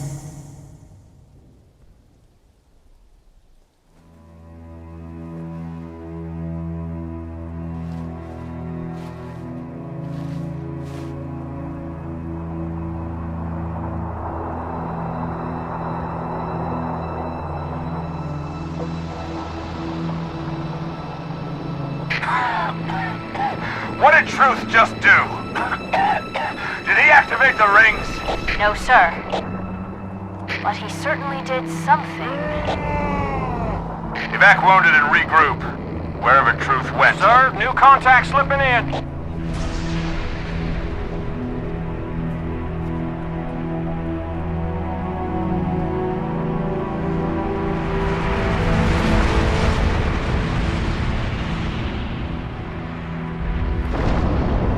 What is it? More brutes? Worse.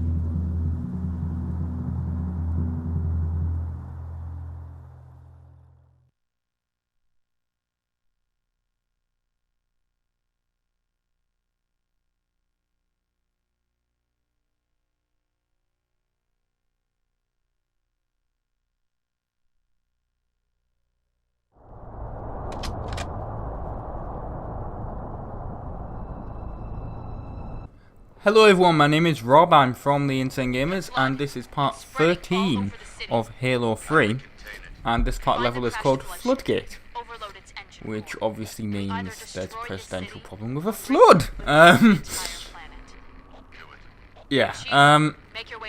this part level is called It Followed Me Home. That joke was terrible, wasn't it? Anyway, this is the first level in the game that features the flood, and also it is the 6th level of Halo 3, and also it's the first level back after my computer broke that I've just recorded. Obviously last week and this week I've been doing the Games of Gold games and Need for Speed, but now we actually have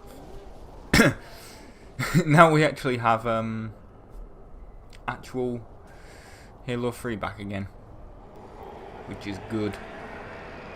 And I'm not a big fan of the flood if you've seen the other two games, obviously. I assume if you're watching me play Halo 3, you've watched me play Halo 1 and 2. And I've decided after this it will be ODST, and then Reach, and then Halo 4, and then Halo 5. Actually no, I've just decided to change my mind. We will do Halo Reach after Halo 5, because what we're going to do is well, it depends actually. Halo Reach will be after Halo 5, but the problem is I was wanting to do the Master Chief Collection. Redo it. Redo this entire series, but the problem is I uninstalled Master Chief Collection to download some games for Games of Gold, and now when I put the Master Chief Collection disc in, because I wanted to do a little bit of Last Day, because that's how that's obviously how the Last Day was filmed. I get to like 16% complete, even with like Wi-Fi and Ethernet disabled and stuff, and it's just like cannot read disc. But the disc is actually completely fine. The disc was bought brand new. It's only been like installed once before, obviously, because the Last Day was filmed that way, and it was only ever really used like whenever I recorded episodes of Last Day and a few multiplayer bits, nothing else really. Gonna give you a little tip for fighting the flood. Obviously you want like Covenant weapons, preferably plasma ones, because they're much better. Although the brute spikers, not bad, and grenades, those also help. And let me know if the audio is a bit off compared to my voice with the gameplay audio, because I am still getting used to mixing the audio correctly, because it's been a while since I had to do that. I think I had a complaint on a Need for Speed video where it's like, you can't hear what you're saying, the audio is too loud. Nope. Well, probably, but I can hear it fine. I listen to it with headphones, but who knows with normal speakers. And actually, what I think about Halo 3 when I was playing this, because obviously I'm doing the audio in later. When I was listening to it, just with headphones, which have 5.1, well, it's 7.1 technically, but this is creepy in 5.1. It really is. It really sucks you into the game.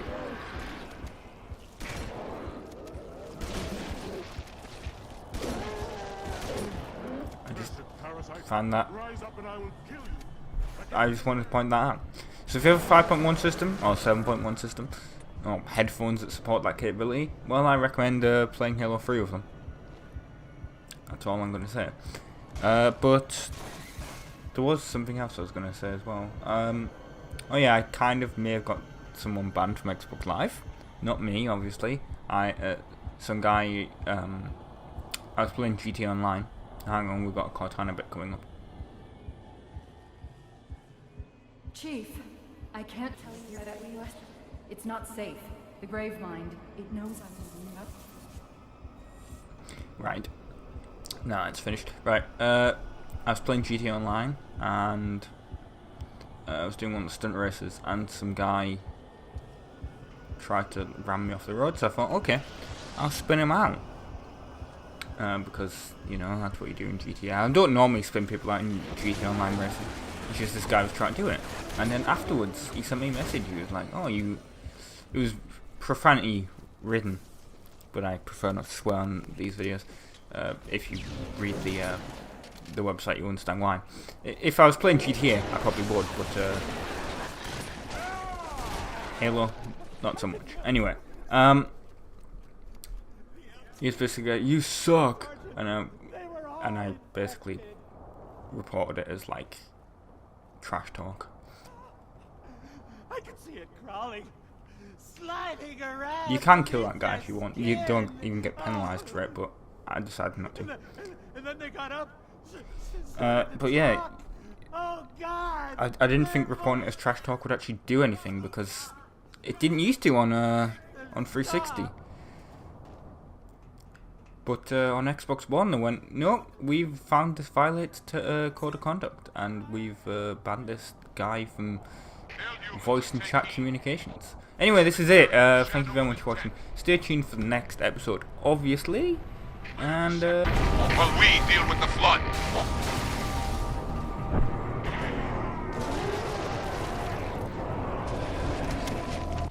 What is up, everybody? My name is Rob. I'm from the UNSC Gamers. This is part 14 of Halo 3, and this is level Floodgate. This is part 2 of that level, and this part level is called Shadow of Intent.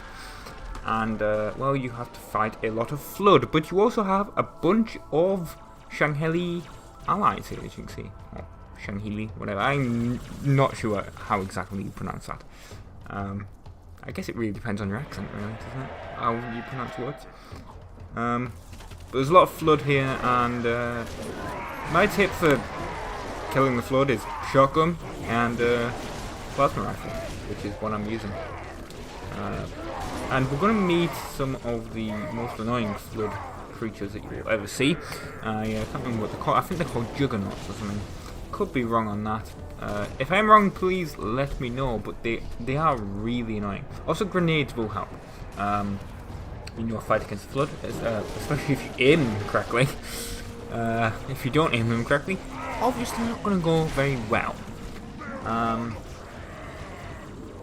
Of course, the problem with the human weapons is you have to wait for them to reload, but the Covenant weapons, you don't, but they overheat, so that... two problems, really. Well, I really did like the thing that you could do in custom games, where you could, like, disable the overheating of the Covenant weapons. That was excellent when you could do that, because it was so useful for machinimas when you needed a shot of them just constantly firing. Don't know if that's really a thing the average person deals with, but last day I think we used it once. I need to do the last day again. I did the trailer for season 3, well, the teaser, but haven't even started the script or anything on it because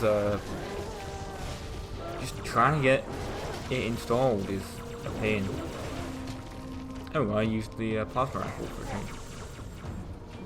And actually kind of getting out the way out of the plot that I've written myself into is kind of awful because, well, I say I've written it. Paul's, well, the original ending was not that Paul's character was going to be captured by the Illuminati.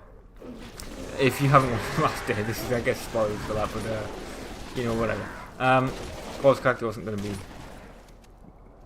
captured by the Illuminati, but then he decided that that would be the hilarious ending. And then that's what happened. I wrote it that way, and now I can't figure out a way out of it because how do you top that? How like really?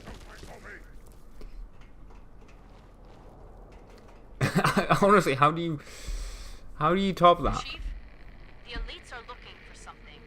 We didn't believe them when they told us. It's Cortana, Chief. She's on that ship. Find her. Get her up.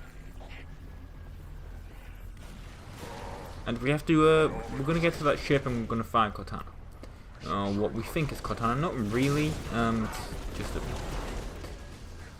construct. It's not actually Cortana. She's still on the ship.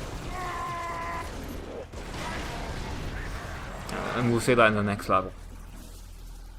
But my recommendation would be grab this turret here. And, well, you can use it. Much better at taking out enemies than your shotgun or your plasma rifle. And this is where we're going to meet our little friends, the Juggernauts, up here. This level always did slightly confuse me when I used to play this game because it all looks the same. Here we go. We're going to see the Juggernauts in a second. They're just like just like flood members that consume overflow and then get bigger. Look, see, we're going to see it here. Just really creepy. Look, here we go. Huge, and they take a number of shotgun blasts to take out. Oh, plasma rifle bullet. Well, rounds, I guess. I did like the fact that I got the Donald Trump impression. Huge. That's kind of a Donald Trump impression. We're gonna ignore these guys in a second. We're just gonna run around to that ship. I didn't intend to, but I did fall down there, and that's really what made me want to just run to the ship. I was just like, it's just easy to deal with it that way.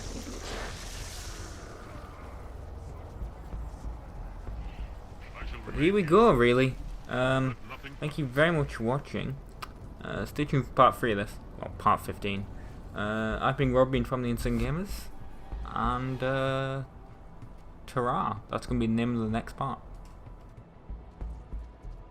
What is up, everybody? My name is Rob, I'm from the Insane Gamers, and this is part 15 of Halo 3. And this is level Floodgate, and this part of the level is called Infinite Devil Machine.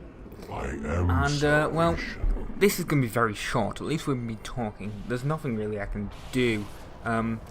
It's very short. You collect Cortana, which isn't really Cortana, to be honest. It's a, like, I don't know how to describe it. This, like, fake Cortana thing, really. Like, it's only part of that, I guess. And Gravemind talks to you and slows you down, just like Cortana does when she's trying to talk to you. And it's really annoying.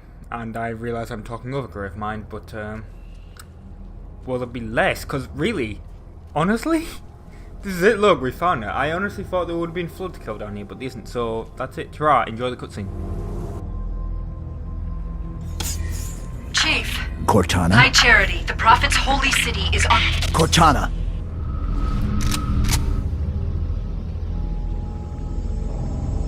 Reclaimer. I must act quickly before your construct suffers any further trauma. Leave her alone. If we do not take this device to a safe location, somewhere I can make repairs. On Halo, you tried to kill Cortana. You tried to kill me. Protocol dictated my response. She had the activation index, and you were going to destroy my installation. You did destroy my installation. Now I have only one function, to help you, Reclaimer, as I always should have done.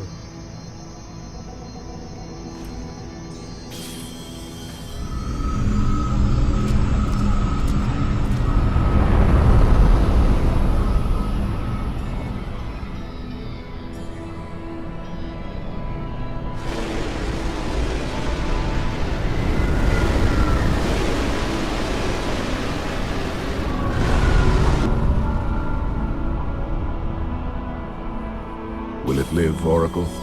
Can it be saved? Uncertain. This storage device has suffered considerable trauma. Its matrices are highly unstable. Perhaps one of our technicians. That will not be necessary. Chief. Success! High Charity, the Prophet's holy city is on its way to Earth, with an army of Flood. I can't tell you everything. It's not safe. The Gravemind, it knows I'm in the system. It's just a message. Let it play. But it doesn't know about the portal, where it leads. On the other side, there's a solution, a way to stop the Flood, without firing the remaining Halo rings.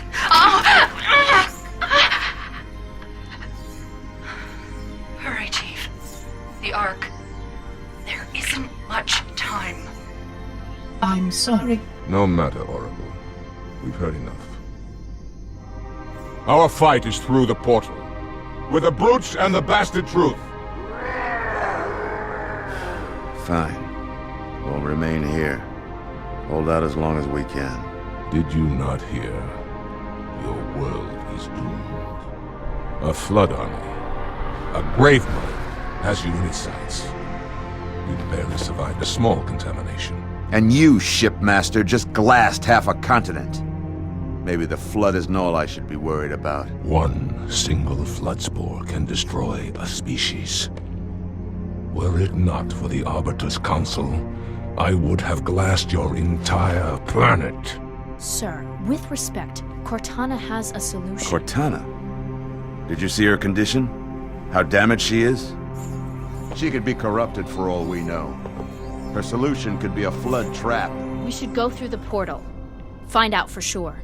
What we should do, Commander, is understand, clearly, that this is humanity's final stand. Here, at Earth. We go, we risk everything. Every last man, woman, and child. If we stand our ground, we might just have a chance. No. If your construct is wrong, then the Flood is already won. I'll find Cortana's solution. And I'll bring it back. Earth is all we have left. You trust Cortana that much? Sir. Yes, sir. Well, this is either the best decision you've ever made or the worst. Hell of it is, Chief. I doubt I'll live long enough to find out which.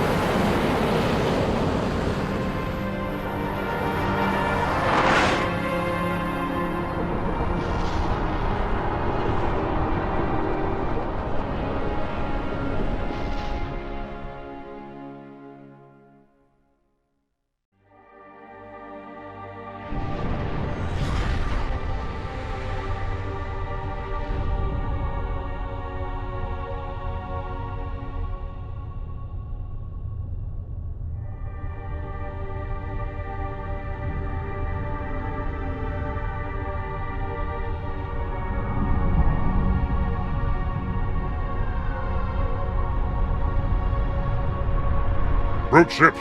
Staggered line. Shipmaster. They outnumber us 3-1. Then it is an even fight. All cruisers fire at will. Burn their mongrel hides. Truth's ship isn't taking part in the attack. He must have gone to ground. Roger that, ma'am. We're on him. Kick the door.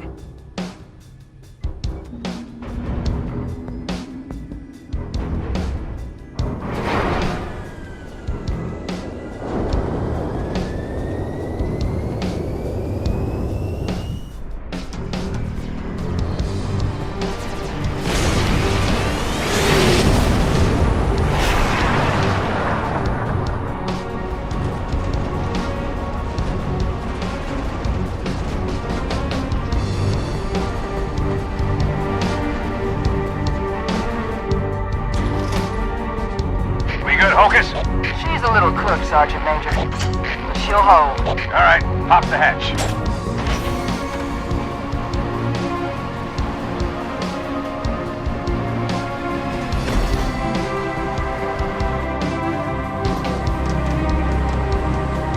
That's something. Enjoy it while you can, Marines. As soon as we land, we're right back to it. Priority 1. Secure a landing zone for the commander's frigate. But keep your eyes and ears open. We need all the intel we can get. Well, wherever the hell we are.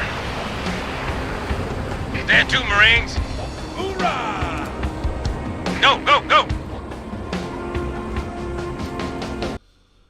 What is up, everybody? My name is Rob. I'm from the Gamers, and this is part 16 of Halo 3. And, well, this is the level, the Ark, even though we're not going to go to the Ark just yet. And this part level is called Installation 00 because that's really where we are. Kind of. And, well, you have to snipe a bunch of Covenant. That's the best thing. Why am I talking quietly? Well, there's people in the other room, and I don't really like recording when there's people upstairs. But, he is. And I've got to get this out for tomorrow, so ready in the morning. It will take a bit of time to render, so that's why I'm doing it. So my recommendation would be turn up your volume or wear headphones. That's probably better. Full range of hearing then if you wear headphones. You can like have it louder and you know, it won't be as bad, like with clipping and stuff with the game audio. Sniping is kind of annoying in this game because it's hard to actually move. I was never good at sniping in multiplayer. Got a couple of kills, but I was never that great. And well, the length of this episode is really like how can I put this? Making up for the length of the previous episode, because I literally said hardly anything in the last one. I don't even think I got onto like a talking point or anything at all. I have some water as well to help. Now, maybe a bit late in commentating over the phone. Well, of course I'm a bit late on commentating over Halo 3 gameplay, but I am converting a file in the background, so sometimes Sony Vegas will hang while it's giving me the live preview to commentate it over. And we're going to deal with some hunters in a minute, which I'm not a big fan of, but and I died from them, so there may be a slight jump in the footage.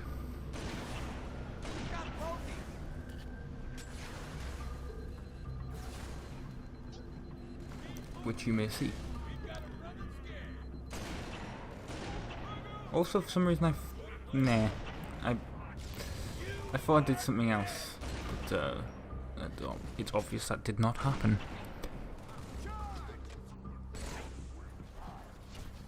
Because I just recorded this footage, but it's 52 minutes worth of footage. So it's kind of hard to remember exactly what. Yeah, that was an obvious cut. There's a couple of others that you'll come across because annoyingly, when I used to play Halo 3, I used to do it co-op, so I'm not used to doing the campaign single player, unlike the other games.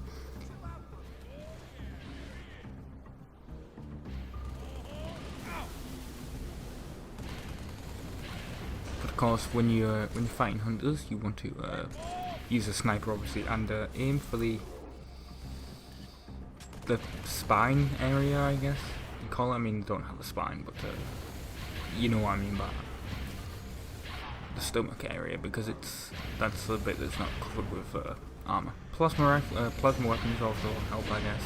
I think, if I remember correctly.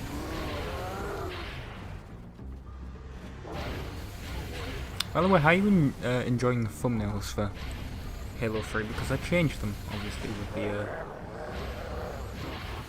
the hard drive being broken and having to be fixed, so I lost all the original templates and stuff, and I don't even use the same font, so because that was hard to find originally, and I can't be bothered finding it, and it would have been way too difficult. Also, I like the fact that I basically got the hunter to shoot his partner in the face. Also, I'm going to assume that hunter, the other hunter died at that point, because it disappeared off the map and it's dead here, but I didn't know that at the time. I still thought I had another hunter to kill. I also have no idea what that is. That was on the floor. That, like, Covenant object.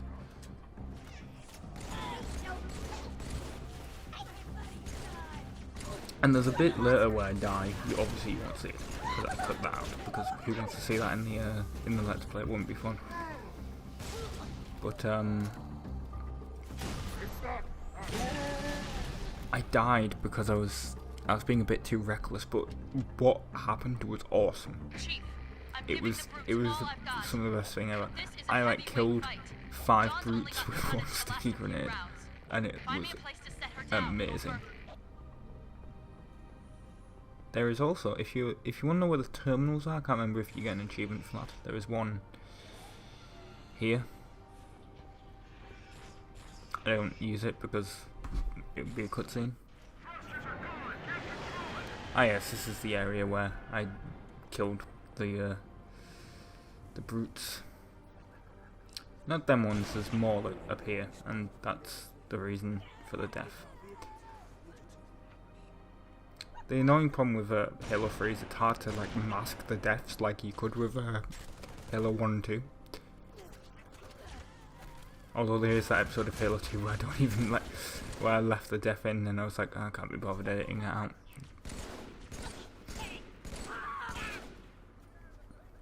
I can't remember which one that is, but it's close to the end. One of the ending episodes, I think.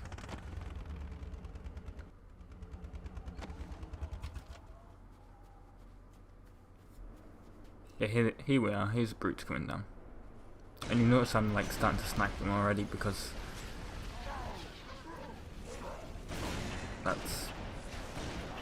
I knew they were coming. I mean, I've still got a couple of like plasma grenade kills in there, but wasn't as good as the first time it happened. Sadly. I'm also getting Trump sniffles. Sorry. That's gonna really date this. But it's hard to, like, not talk about it. I'm not even American. But, obviously, if you haven't watched, if you've been watching for a while, you would obviously know that. Thanks, guys, by the way, for almost blowing me up. But, it's just a worldwide thing, isn't it? I mean, I was watching British show, Have I Got News For You? They were talking about it. Because being president obviously is a huge job. You have a lot to deal with. So the rest of the world is honestly kind of scared if Trump becomes president. I'm just giving that as like an outsider perspective. Obviously, Americans, if you're watching this, vote the way you want to vote. But make sure you do vote. Don't be like the young people in this country and like ignore a huge vote like what happened for Brexit. It's a thing that happened. You know, make sure you do vote. It is important.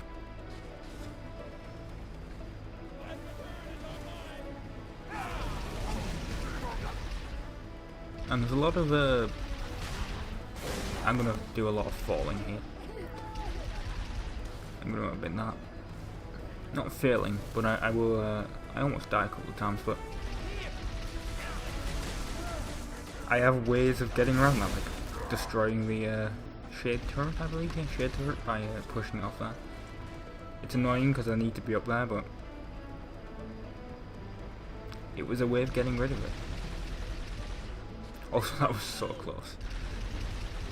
I almost, when I was obviously recording this, I almost thought, well, I could put in the extra effort and get a cool shot of that in theatre mode,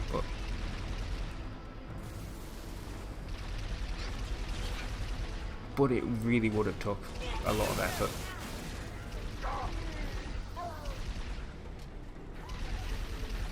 And if I didn't have to get this out so quickly, I probably would have as well.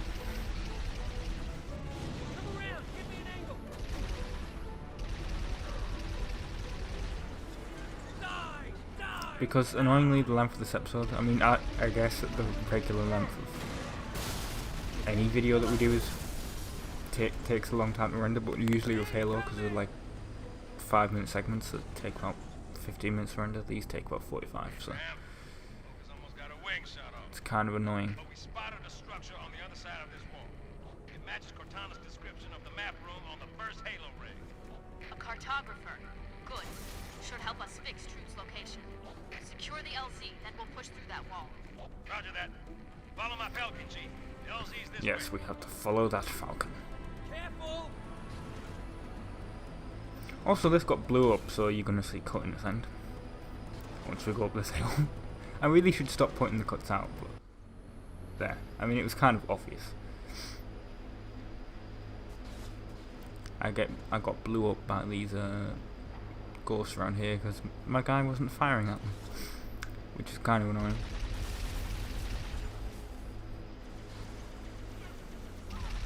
But luckily he is now. And I'm gonna do something to him in a second, as kind of saying screw you to what he did. I'm just gonna leave him there. I was gonna help him by like stopping that. See, I had reservations about doing that. I was like, oh, he's just gonna stay there, but it would despawn. But could you imagine, like, if it didn't happen? Like, could you imagine if he was, if he was like, damn, I've met Chief and he's kind of a dick. He just left me. Because that's kind of what I did. What I just did.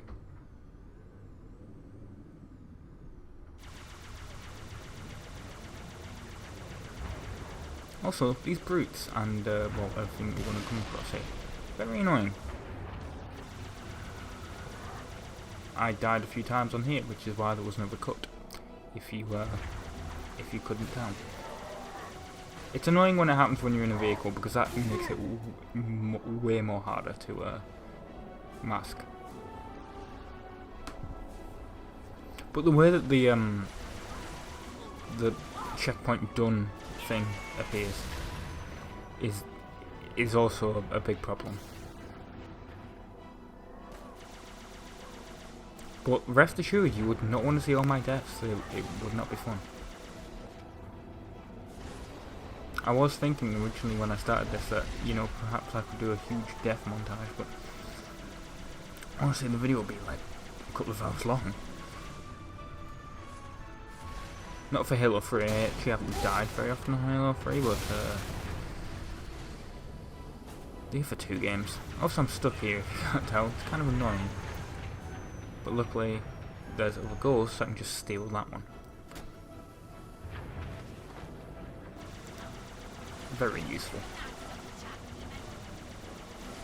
The amount of ghosts is very annoying, but you just go into them and they'll just kind of stop firing. But now we have to deal with the anti-air raids and that up there.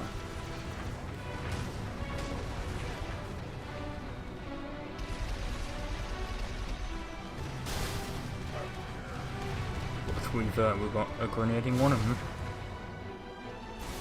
and I was going to start there, but then, well, I kind of get him if you think about it. I did kill the guy in there, but then he starts firing brute shot weapons at me, so luckily I got that sorted out. And then that grunt does what grunts do best and run away.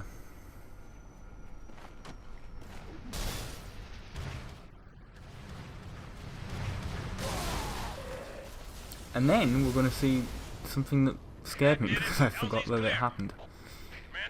And if you're very familiar with Halo 3, you'll know. But I'm like, oh, right, okay. Phantom. Not Phantom. Pelican. Whatever. And this will be excellent in surround sound. Nope. Everything is being pushed away by this.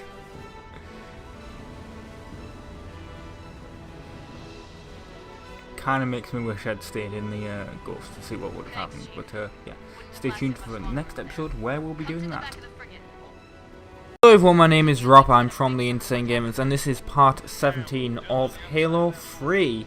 And this is the level, the Ark, and this level is called Forward Unto Dawn, so this is part 2 of the Ark. And, well, I can tell you, you'll be seeing this in a hell of a lot better quality than I am currently watching it right now, because there is a problem with the file, with the recorded footage. It's a bit corrupted at this point. So, and Vegas keeps crashing when it gets to a certain point, but I've managed to work my way around it by putting it to draft quarter, which is the lowest possible quality settings, and it is terrible. It is, right, imagine going into 144p on YouTube, and it being about 4 times as worse. And that is the quality I'm currently watching this in. I literally cannot see anything that is going on. Well, that's a lie. I can vaguely see what is happening, of course. Like, I can see that there's a scorpion, and my mind is filling in what's happened, because because obviously I was the one that recorded this footage. So, my mind immediately knew that I just blew up some hunters, and I'm now taking down a phantom by firing rocket fire.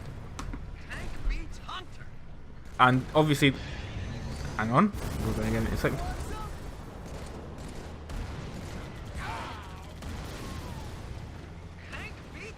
That's where that meme kind of comes from. I don't know if you call it a meme. I'm going to call it a meme. Tank beats everything. It was an achievement in Halo Reach.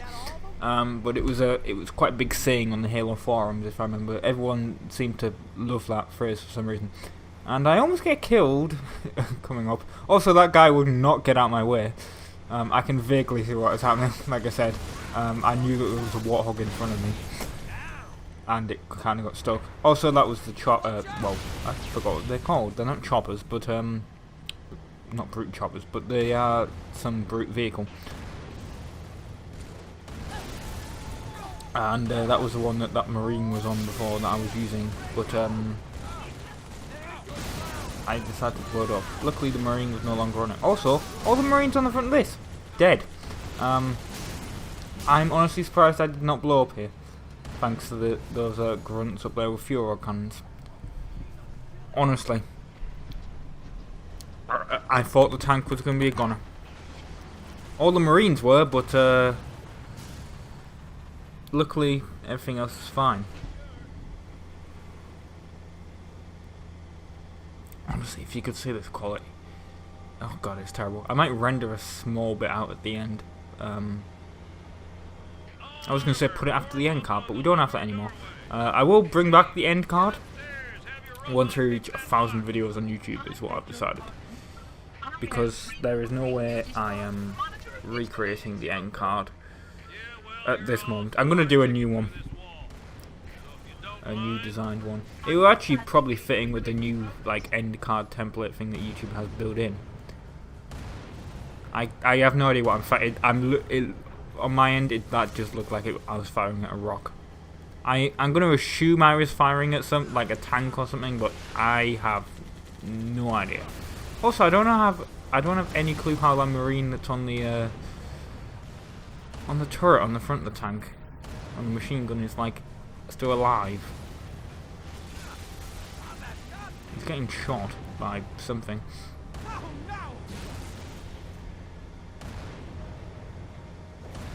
But that just looks like a mess. I think this might be the thing that I'm going to use to show you what it looked like. It's just... God, it's terrible. It's the worst thing I've ever seen in my life. Like, I have no... Well, obviously, the idea is if there is a massively corrupt file, which there won't be when it renders, because Vegas is good at actually rendering stuff. It's better... Because obviously when you have to do the preview, it has to do it in real time. When it's rendering, it can take however long it needs to like process it beforehand. It's not real time.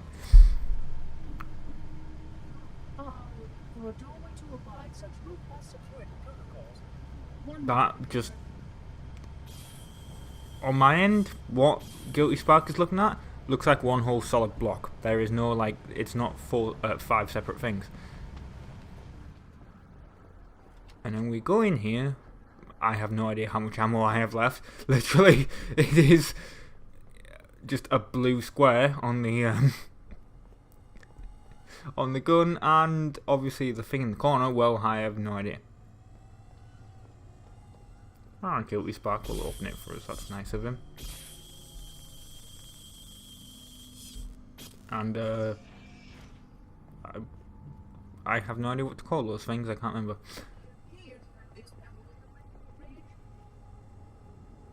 Also, it sounds like it says rave there, but it's array, I'm going to assume. Again, I can't read the bridge. No, it's a bridge, but it's... I think it goes at a bridge array or something.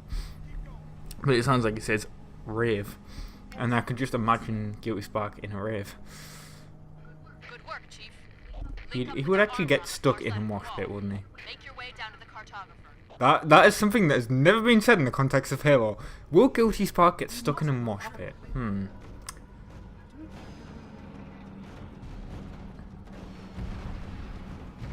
And we're going to see the world's most stupid AI in a second. Well, the Halo driving AI has always been kind of shitty, but this one is exceptionally stupid. As we will see.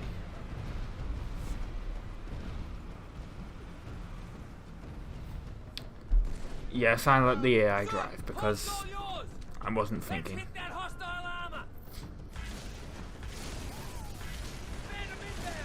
I hope this is not a reference to how Australians drive, because if it is, I would not want to visit the country. Well, aside from all the dangerous wildlife that exists there. The funny thing about Australia, there's actually a banned Peppa Pig episode, because Peppa Pig is like, spiders are fine. I found this off Reddit. Yeah, she's apparently like, spiders are fine, and the Australian government or something banned it because they were like, well, obviously in Australia, spiders are not fine. Yes, right, drive it into the sticky grenade. That's why he's a terrible driver. And then I got in it, and, well, you'll see.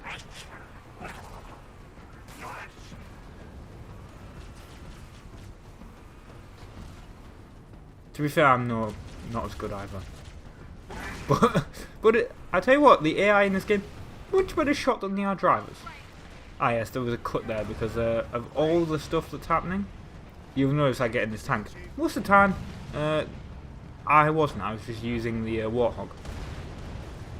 Not a good plan, because all of the tanks will gang up on you, and all the ghosts that are around here as well. They will gang up on you, and you will instantly die. And I did it about 5 times, and yeah, I like the fact that even in the even in this horrible state, I could still see the cut, but there was no way of masking it, so I guess it will stand. Also, I have no idea if you can actually destroy that phantom.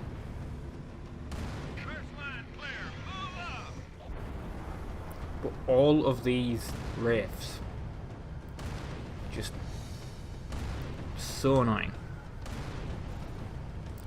Although I will tell you what I downloaded today.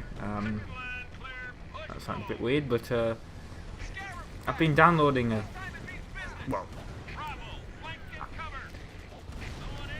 I should basically explain first before I say I've been downloading. I'm a big fan of watching films as they were originally theatrically shown. I like to do that in Cody, which is a media center player, and people go, "Oh, Cody's illegal." No, it's not. Cody is not illegal.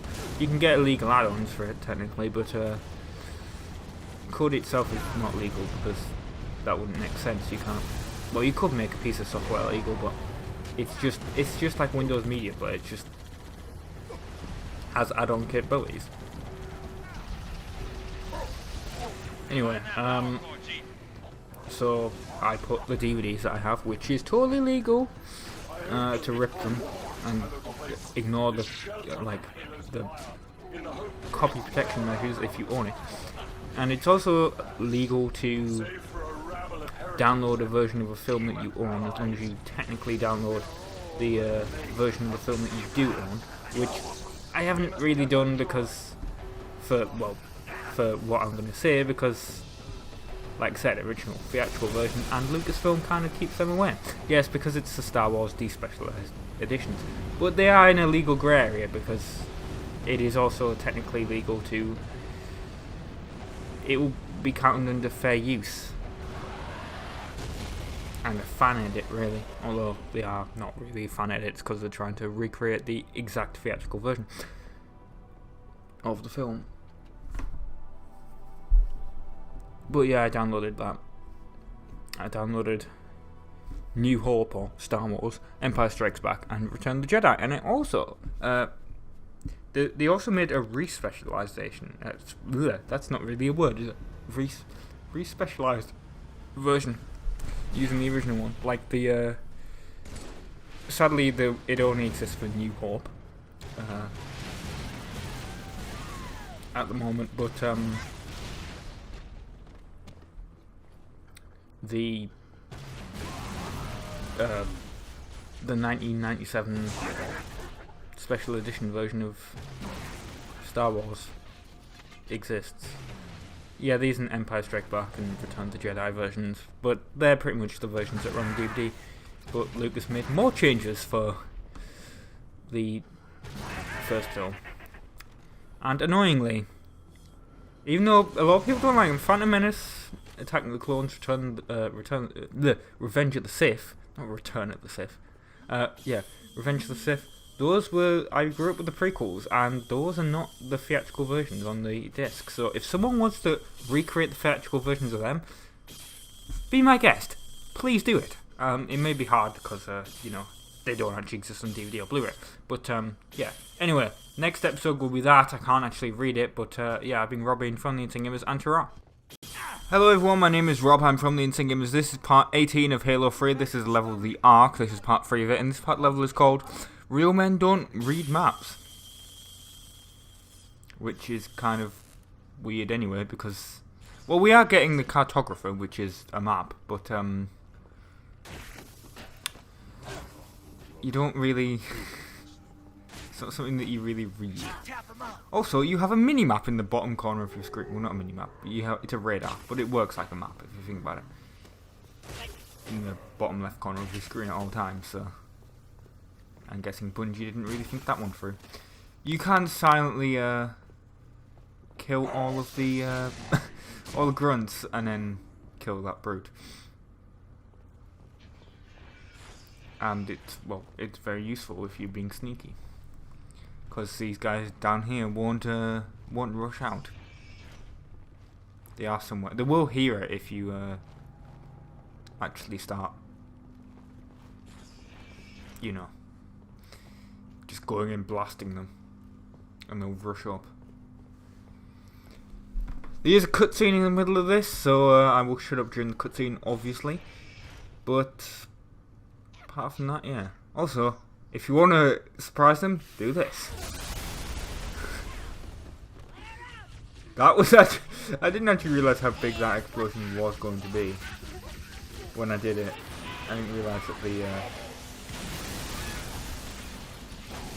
the grunt was going to fall next to me. Also, there was a flare, I think, used then. I'm also going to give you a little tip when we get to the final boss battle, I guess we can call it, of this.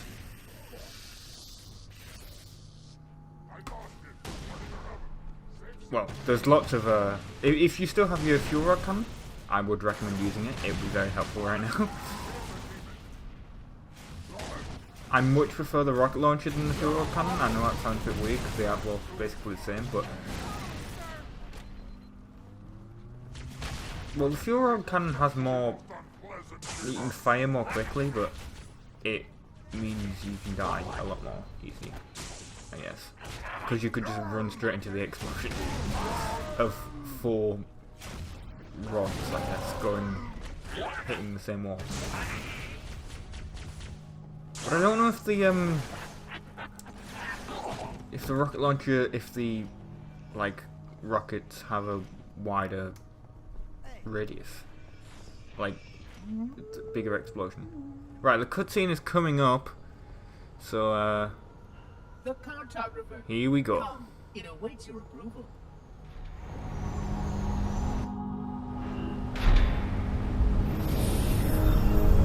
That's our galaxy. We're beyond the rim. 2 to the 18th light years from Galactic Center, to be precise. What is this place? The Ark.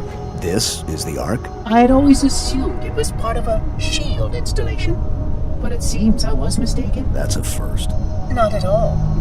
While I had a complete understanding of Installation 04, my makers wisely limited my knowledge of all other strategic facilities.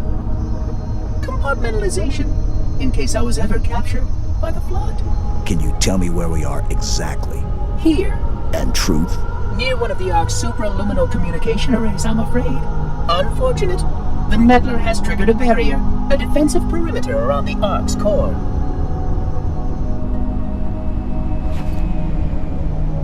The barrier will be difficult to disable.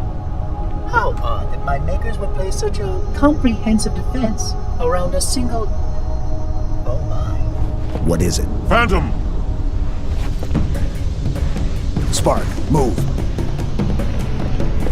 We must get past that barrier, or the meddler will destroy it all. Right, well, I guess I'm back. I technically could have split this into 4 parts, but I'm not going to, because this is still part of the thing. And, well, I don't really like my Let's Plays to be that long. I mean, yes, this is from the same person that did... that's doing Halo.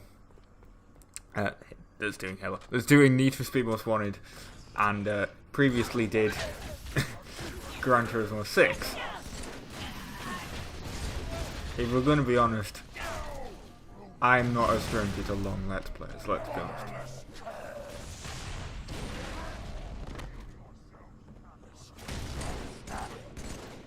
But actually, Need for Speed Most Wanted will nearly be over, so if you are a fan of that series, you can wait. Well, won't be long to wait until it's over. And of course Gran Turismo did end, so... yeah.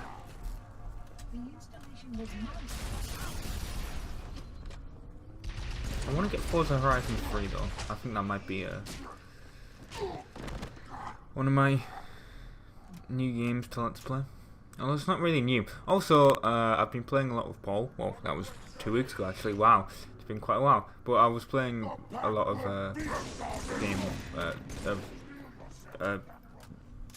Grand Theft Auto 5 with Paul, or GT Online I should say. So maybe I'm thinking I could well, I'm not going to restart that series, but I will I'll do a few.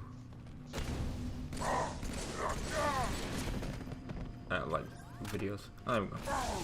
And you'll notice he dropped the invisibility because now we can use it, and that is very helpful. Because that brute's very dumb, and we'll use the invisibility. Now, unfortunately, ours doesn't last as long as his. His lasts, well, forever because he's AI. But yeah. Actually, I can't remember if the invisibility lasts like longer if you stay still. Which, if you think about it, is not a good idea for multiplayer, because this is obvious. Like, the invisibility was used in multiplayer. Because you could just camp, and that's just kind of not really that fair, if you think about it.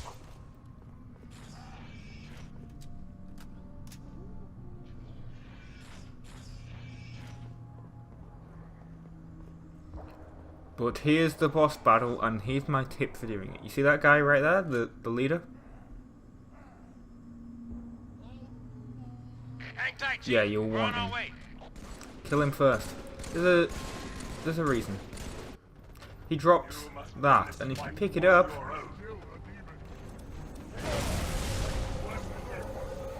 you can become invincible for a period of time, and that really helps.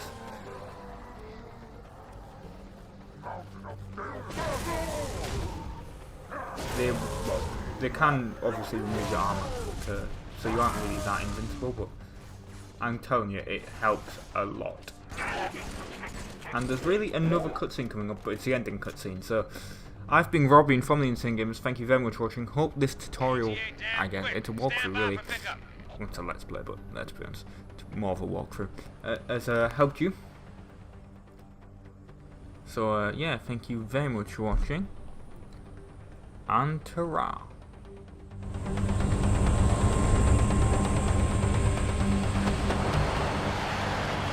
Commander. Johnson, look sharp. I got it. No, don't shoot. They mean us no harm. Those units have a priority task. Oh yeah? And what might that be? I really can't say. Not for sure. But if you allow me to find a terminal closer to the core. You must keep the Prophet from those sides. But what about your construct? For solution to the flood? With more data, Barbara's right. We have priorities too. Until we kill Truth, stop the rings from firing, nothing else matters.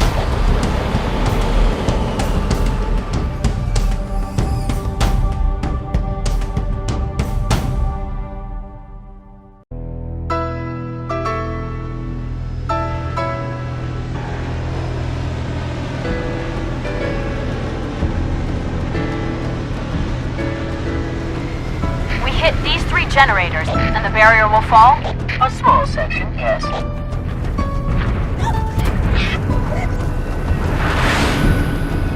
Good enough. Johnson, drop the chief at the first generator, then head to the 3rd. The elites will punch right down the middle. Roger that. Charlie, Foxtrot. Tower 1 approaches, active AAA. Mayday! I can't control her! Pelican down! Pelican down! Brace yourselves, we're going in a little hot!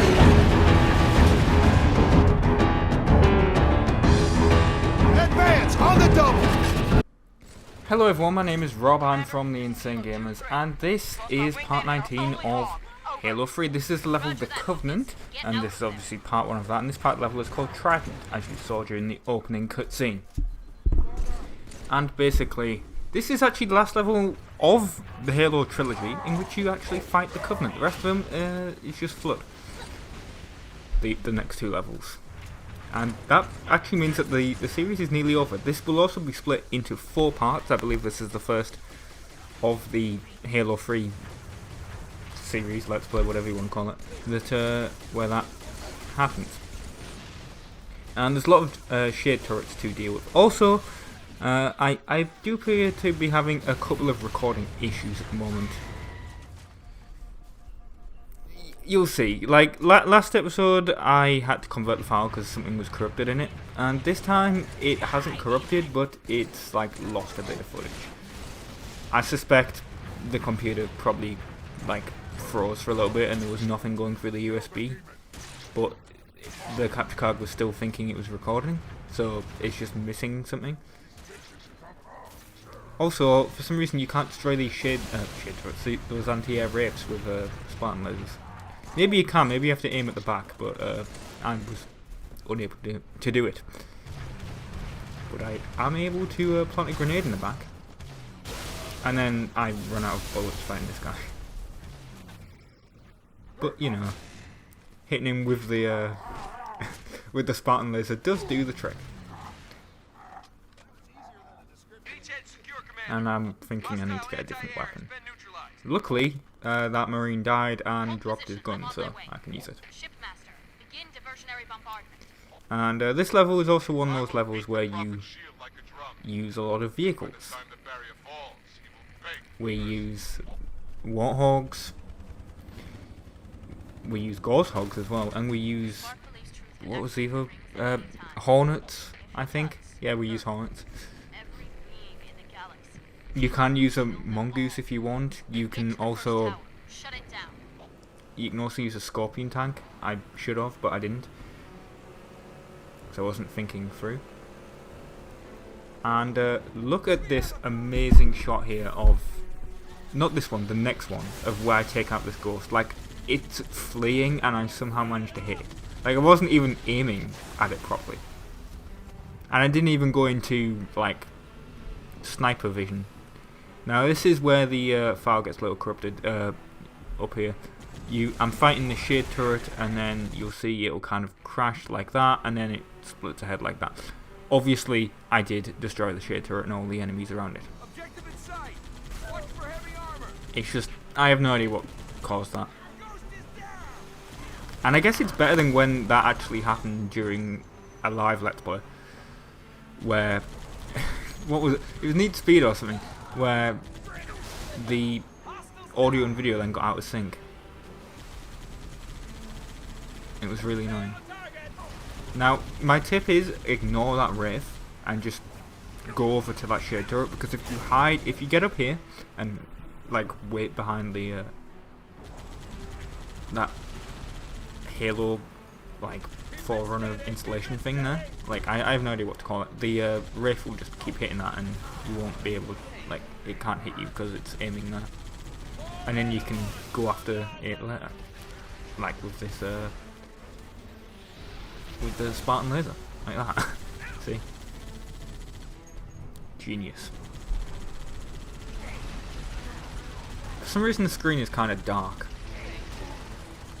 from my end. I don't know what it's like for you.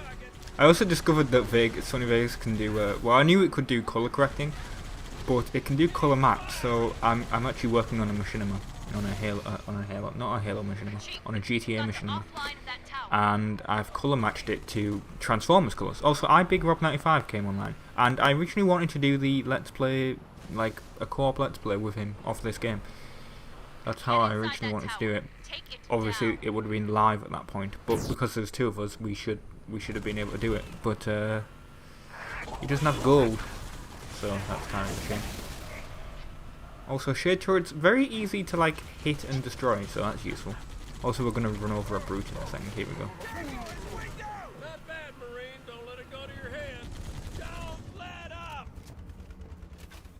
If you need ammo, I would recommend getting it from here, like the shotgun,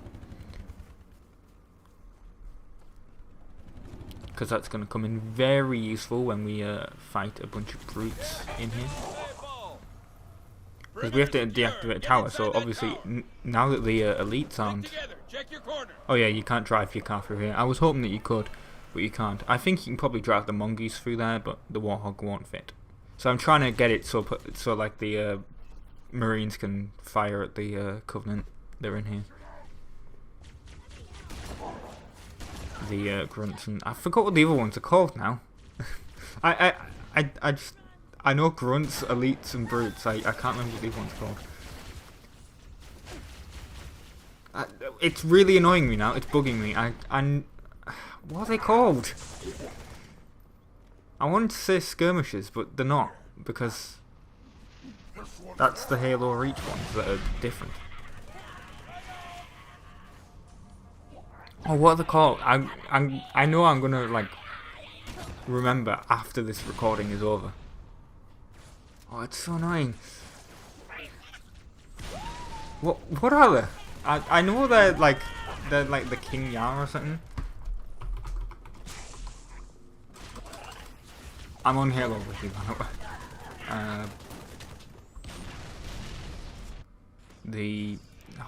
I'm literally having a look. Jackals, that's it. How did I not know that information? I'm gonna do a little bit of kind of sneaking here when there's like a brute up there that like looks over the edge of that, and I just come up and kill him here. Like he wasn't. I guess he thought I would have jumped up there, but I didn't. Actually, no, that might come later. Like, I think that comes in a different one. It wasn't that brute. It's a different one. And then we have to go up the lift. I was originally thinking of like putting elevator music or lift music, I guess it would be for Britain, in there, but I don't think I could clear it. Well, I could use position music ones, but yeah. I mean, that would be really easy to clear the copyright considering it's part of my YouTube network. Well, not my, well, the YouTube network I'm with. No, it's not like I own it. And there's going to be a cutscene coming up, so obviously I will shut up when that happens and let that play. You know what? If there is music in the background, I cleared it. I want the channel to look. I want to be more professional on this channel, and having stuff like music playing in the background for like scenes like that, I just want to do it. I think it'd be interesting. So that's what I'll do. Anyway, we have to deactivate the tower here, so I'm going to shut up now. Good work, Chief. That's one. The Arbiter should be just about to... That's two. It's all up to Johnson's team now. Get back outside, Chief. Wait for transport. Johnson, come in. But Johnson has been captured by the Prophet of Truth. And, well, I don't know why I did that voice, but... That, well, he hasn't yet. He's going to be while he's in this conversation. And then we have to save him. Johnson, can you hear me? Look, we can have more lift music. I have no idea what I've picked. I'm going to assume it's good. I actually have no idea what it will be. I'll pick it later. I used to for like on my old channel where I didn't really care about copyright. Now I do, because I realise how like important it is. Because that one got shut down because of the copyright. Well, not really shut down, it just like it got so many like copyright notifications. I was like, I can't be bothered, I'm just gonna start all over again. And well, the one when I repost on here, I obviously fixed the copyright issues, and I still get them sometimes because I get them from like I got one from EA the other day. For me, no, that was last month. I got one from EA for Mirror's Edge last month, which really annoyed. I can have a look at what they are right now. Oh, they've actually gone. Wow, that's amazing. I had like a bunch from like a YouTube network that had done I Am Alive videos. Like some guy had uploaded them onto his channel, and then the YouTube network had put them in Content ID. So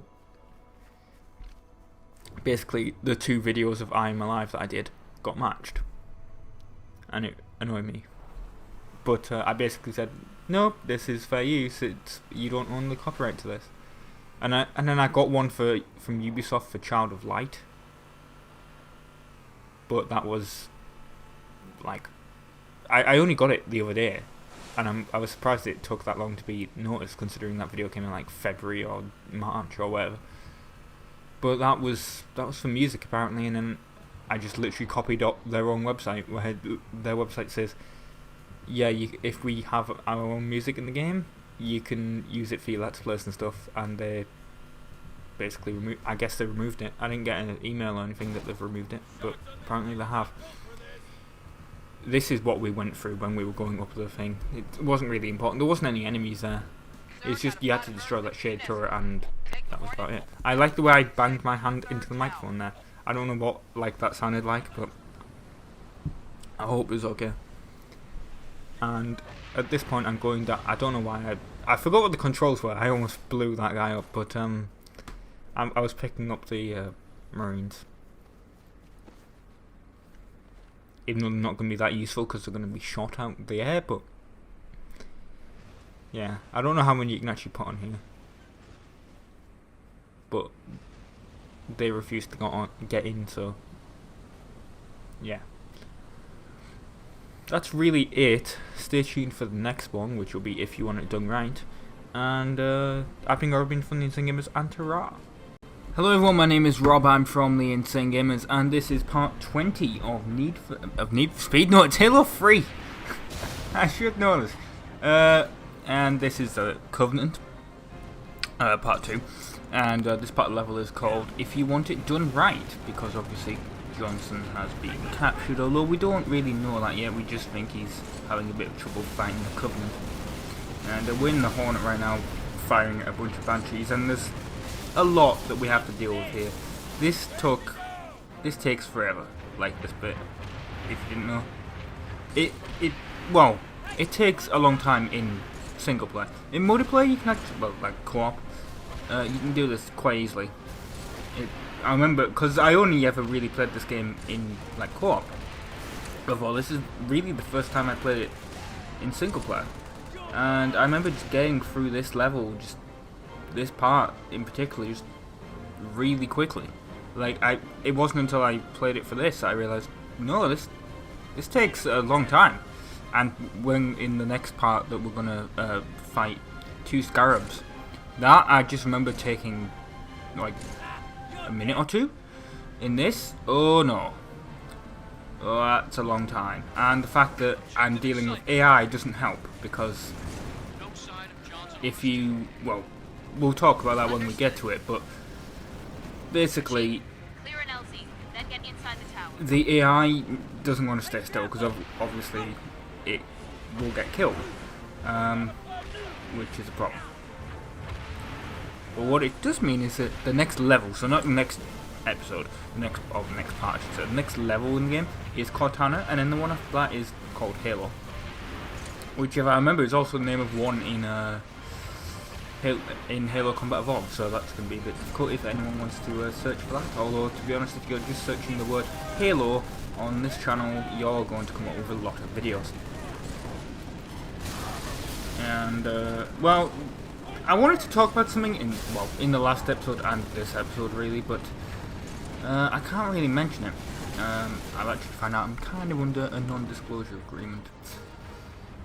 So that's kind of a shame, but let's just say if you see any strange videos in the next couple of weeks, I mean, I might not be selected for it. There's 50 people that can be selected out of the whole of the applications, but if I get selected for it, don't expect a few weird videos, I guess.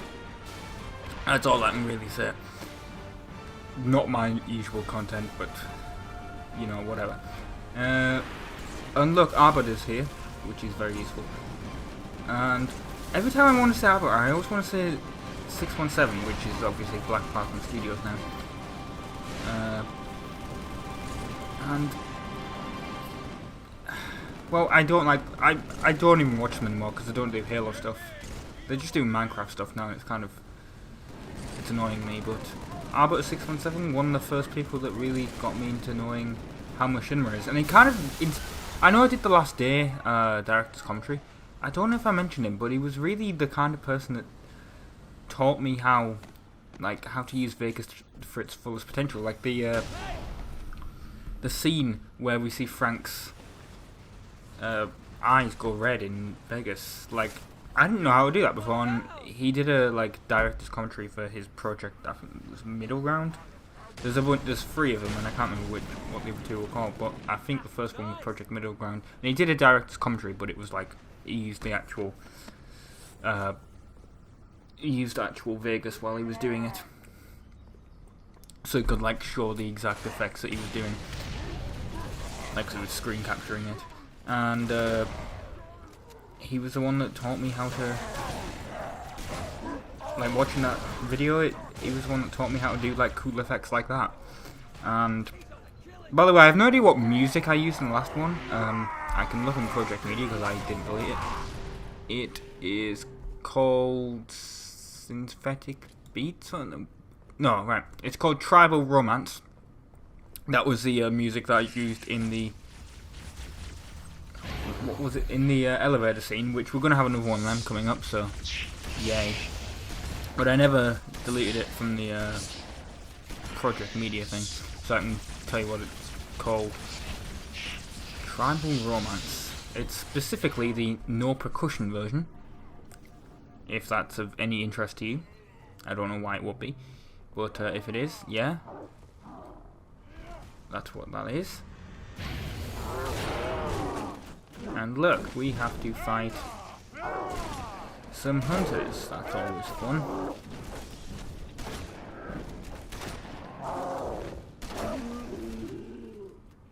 And I've just noticed something in editing, so I'm just going to have to kind of deal with that while this is recording, which is annoying because I can't seem to. No, it won't let me. So apparently I have to end the recording while I deal with this issue. I do apologise, but I'm not recording a whole 6 months again, so hang on. And if everything happened well right there shouldn't have even been a gap in audio, but I obviously told you I was stopping, so yeah, that's a thing. I've noticed that we're coming up to another elevator bit here. So I'm going to use the same tune, I guess, the same song. Oh yeah, that was in the last episode I said, oh, I did a whole sneak attack on a brute. And I thought it was the one in the last bit, but it wasn't, it was obviously that one. Yeah, that's... Also, let Arbiter kill the drones. I want to call them flies for some reason, that's not correct. Also, I was hoping that Arbiter would like join me coming up here, but nope. We have no time to waste. He did not, which kind of sucks, because it would be really useful up here. Although I believe that brute is the one that drops invisibility. You can see somewhere in the episode I get invisibility. And, not invisibility, invincibility, which is obviously what makes you, like, not killable. And I believe I use it here, I could be wrong.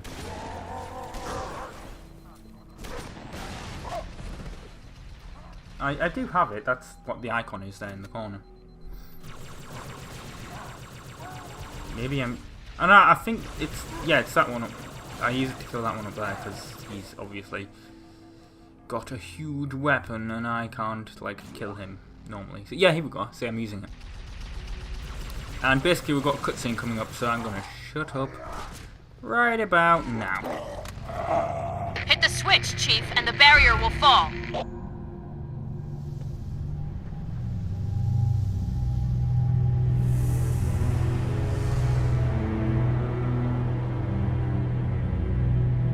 Now, Prophet, your end has come.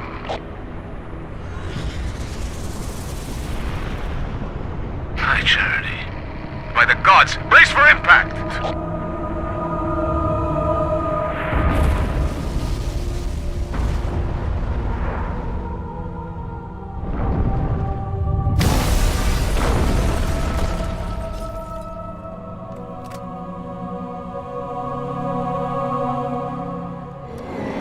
And look, now we have to deal with the flood, which is always fun to deal with. Of course, just use your plasma rifle. If you have one. There's lots up here, obviously, as you noticed. I killed a lot of brutes with them. And this is what leads us kind of on to the next level of Cortana. Although, obviously, like I said earlier, that is not the next, like, 2 parts of this. Although it does mean that Halo 3 will be over soon, which is kind of a shame. Halo 3 is one of my favourite of the Halo franchise. It's not my favourite, that is Reach, but Halo 3 is my second favourite, I have to say. Although maybe Halo 5 will be. Like I said, I haven't got around to playing that yet. So really, that one will be a first time video. And I assume I also put the elevator music in there. But useful thing is, of course, Arbiter as an AI character that is like important to the plot is basically unkillable. If I remember correctly. So you can just literally use him. Although he will leave us in a minute because he's kind of a dick. He's gonna get on a, like, on a plane, on a phantom, on a plane. Nope. This isn't like... I assume they have planes in the Halo universe, and I don't mean things like the Pelican. But look, yeah, he's gonna get on that phantom, that green phantom, because it's with us. Yeah, there we go. Bye! Bye, asshole. Just leave us to deal with the flood.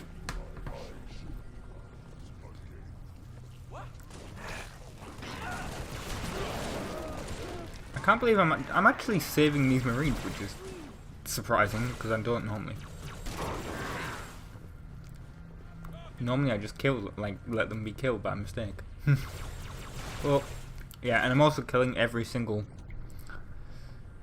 like, spore, because that's what we used to do when I played at Co-op, and I was thinking, well, that must be how you continue to the next part of the level, but it is not. You can just continue here, and that one will, I assume, disappear. But yeah, because look, mongooses, warthogs with gauze cannon, and a scorpion. And you should really take the scorpion, but I chose this because I'm an idiot and forgot that this part of the level was coming up. But yeah, that's really it. Thank you very much for watching. I have been Rob, from the Instant Gamers. Stay tuned for tomorrow, where this Journey's End will be the next part. And ta-ra! Hello everyone, my name is Rob. I'm from the Instant Gamers. This is part 21 of Halo 3. And this is the Covenant part 3. And this part of the level is called Journey's End. And in the last one I said, oh, I'm going to add the elevator music or the lift music, whatever. Because I did that in part 1 of the Covenant. And I was intending to do it for part 2. But I was busy like when I was editing. I quickly had to get the recording done because me and Paul were supposed to do some, we were supposed to play some Xbox Live together. And he was calling me on Skype literally just as it ended, so I was just like, well, I'm gonna hit render, and I opened it up today, like the same file, because obviously it's the same level, so it's all just one file, and realised, oh, I forgot to do that. But yeah, I do apologise if you didn't realise. Well, if you realised and noticed. I also died there because last episode I said this was a problem. This level, I'm used to Halo 3 in co-op, and I just didn't do it. Obviously this time. This is the first time I've ever played Halo 3 in single player, and this I can normally in co-op I can do this in about a minute. Because you just need someone to distract the Scarab. But when you're doing it yourself, just like in the Hornet or the Ghost Warthog, it's a lot more difficult. And I also think when I last did it on co-op, I was using the Scorpion tank, but I forgot it was this level that where this happens at the end. Because it has been a while since I played Halo 3, well, campaign. And this is like so close to us dying, like on some of these shots, but I do like flying the Hornet. Now there is one thing I'm going to say about this, about this game. The AI doesn't know how to stay still. It's annoying. Also, I have no idea why I'm not using rockets. I think it would be better, like when there's brutes there. Instead of, well, I guess the machine guns are okay because they don't need to reload. I don't know how that's like a thing, but apparently it is. Yeah, I really have nothing really to say about this because, like I said, I didn't think it would take this long when I did it. But annoying problem here is I have now lost that Hornet. Well, I haven't. I just don't know where it is. And I think it explodes because I don't get it back on it. Like it could just literally be up on the top there, but who knows? I can't see it anywhere. And like us being so close was like we almost died there. A from that explosion and then B from the Scarab gun there. And of course you can't just run up to the Scarab and try and take it out with like on you by yourself. But these we're gonna enlist the help of these Marines to help us when they next come around. At the moment, if I remember, what I was trying to do was I was trying to back it into one corner so the AI could like fight it. But it's not really working very well. And I do have to say the end of this level, well, the end of this part, is going to be a cutscene. So I will shut up then when that happens. I was hoping that I could just, you know, bring the audio back down at the end of it and say things, but that didn't happen. Like, that's not going to happen due to the way that the, like, cutscene goes through like, into the fourth part, so, yeah. But look, we're gonna use these, like, this warthog here. And annoyingly, like, you notice I get on the warthog here, and then the AI will start driving. And I don't want that to happen. I want to stay still. I could have taken it down if you just didn't drive off AI. It's so annoying.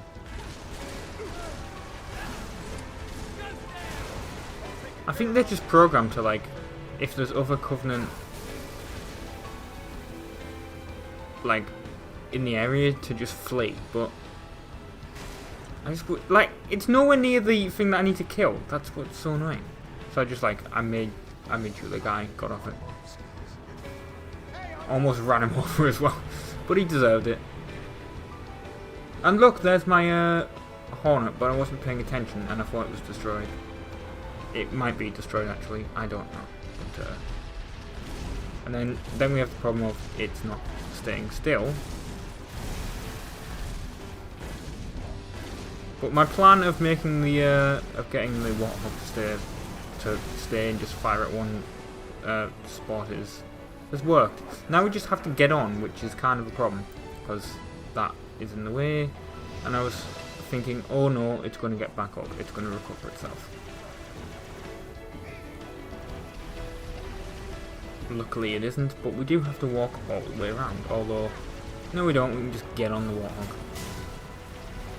I don't know how they, like, what fired at me there, but something did. And now we're on, so we're completely okay now. Also, I like this tune. I think this is One Final Effort is the name of the orchestral music in the background. Could be wrong. Could be Finish the Fight. All the Halo 3 music sounds the same to me. But look, it's going to explode. I don't know why I did that voice, but I did. Got a bunch of DVDs. I know you guys probably won't care if you're watching Halo, but I did a DVD update video before, so I'm going to do them again. I got 6 today. So, because there's no... Well, actually, I can't actually talk about them because I won't have enough time. Well, I can go through them quickly. I have Coming to America, the Eddie Murphy movie, The Deer Hunter starring Robert De Niro, The Devil Wears Prada with Meryl Streep and Anne Hathaway, A Knight's Tale with Heath Ledger, Robin Hood, annoyingly the director's cut because there isn't a theatrical version on DVD in the UK, with Russell Crowe, and then Watership Down, the animated movie that literally is one of the most violent kids movies ever made. Like, seriously, it is. If Americans don't really know about it much, but for British people, if you say Watership Down, it's gonna bring back bad memories. That's all I'm gonna say. Right, well, we'll go through them quickly. That's really it. There's going to be a cutscene. Well, no, there's going to be Cortana first, and then it segues into a cutscene. So thank you very much for watching. I've been Rob, been from the Instant Gamers, and ta-ra!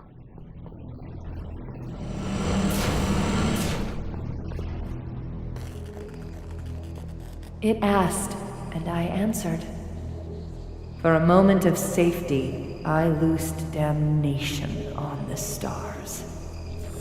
My faithful, stand firm. Though our enemies crowd around us, we tread the blessed path.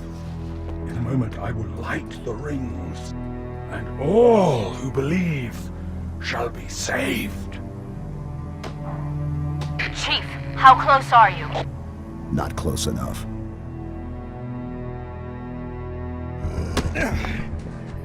That the best you got?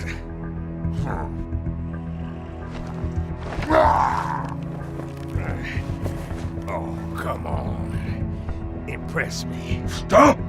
You imbecile! He wants you to kill him. I'd prefer that you did not.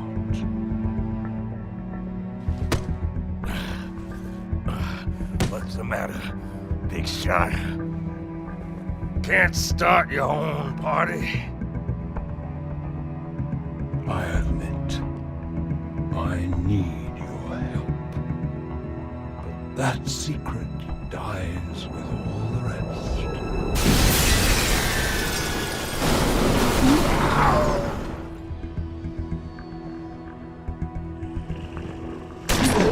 Johnson! Sound off! Get out of here! Not without you. You delay the inevitable. One of you will light the rings. You cannot hope to kill them all. You're right. Do it. Me. And you. Now. No!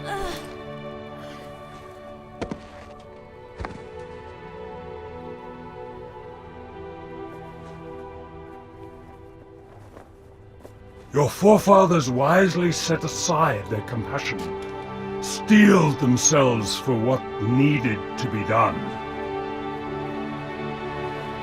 I see now why they left you behind.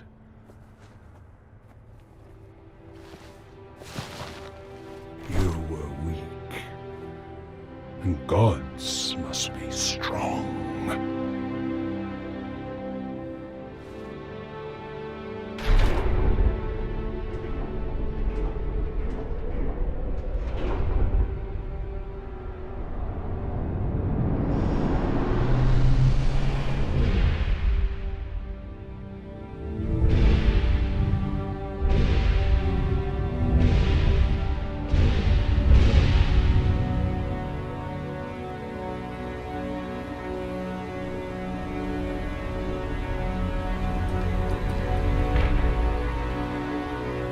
Do not shoot, but listen. Let me lead you safely to our foe. Only you can halt what he has set in motion.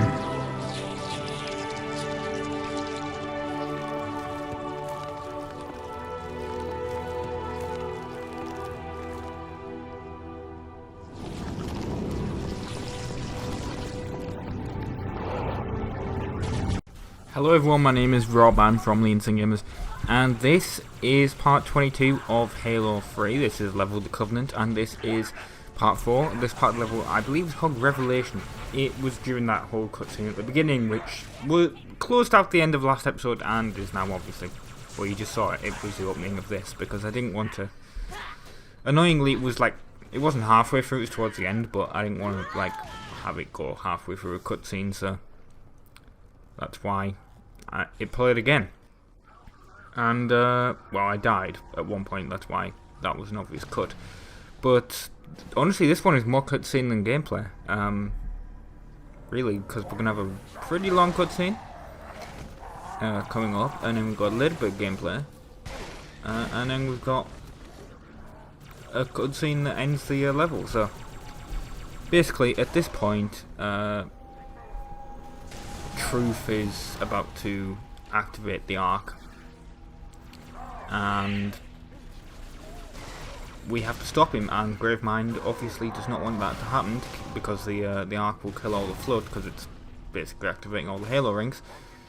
So he's like, well, I will team up with you, Arbiter and Master Chief. And, well, we'll see how that turns out after the cutscene. Let's just say it probably won't end well. I actually forgot that I had a... incendiary? Yeah, incendiary weapon. But apparently I did. and I hate brutes that have the grav hammers. I mean, I like using it in multiplayer, but in this, I hate it. And it was probably a good idea that I did switch weapons there, because let's just say immediately after this cutscene that comes up, I died because I didn't. Well.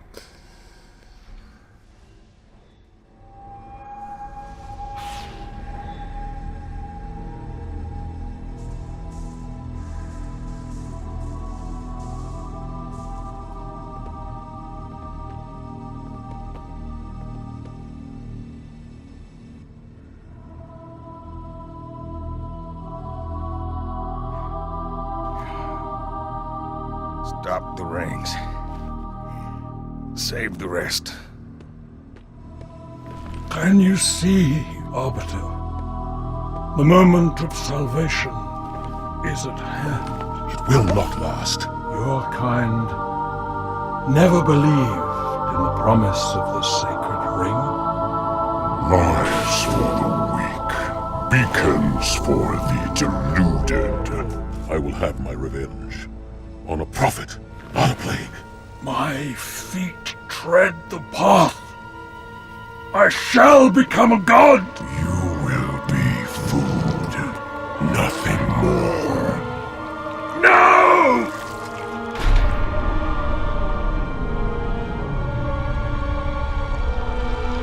I am truth, the voice of the Covenant.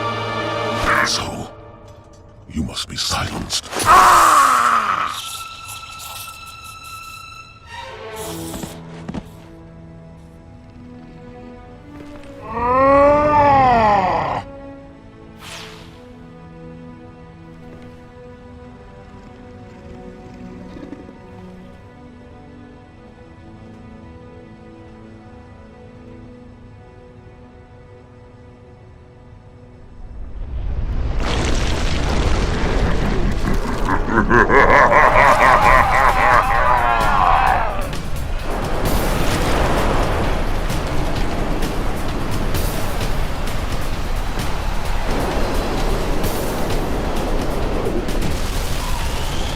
Now the gate has been unlatched, headstones pushed aside, corpses shift and offer room.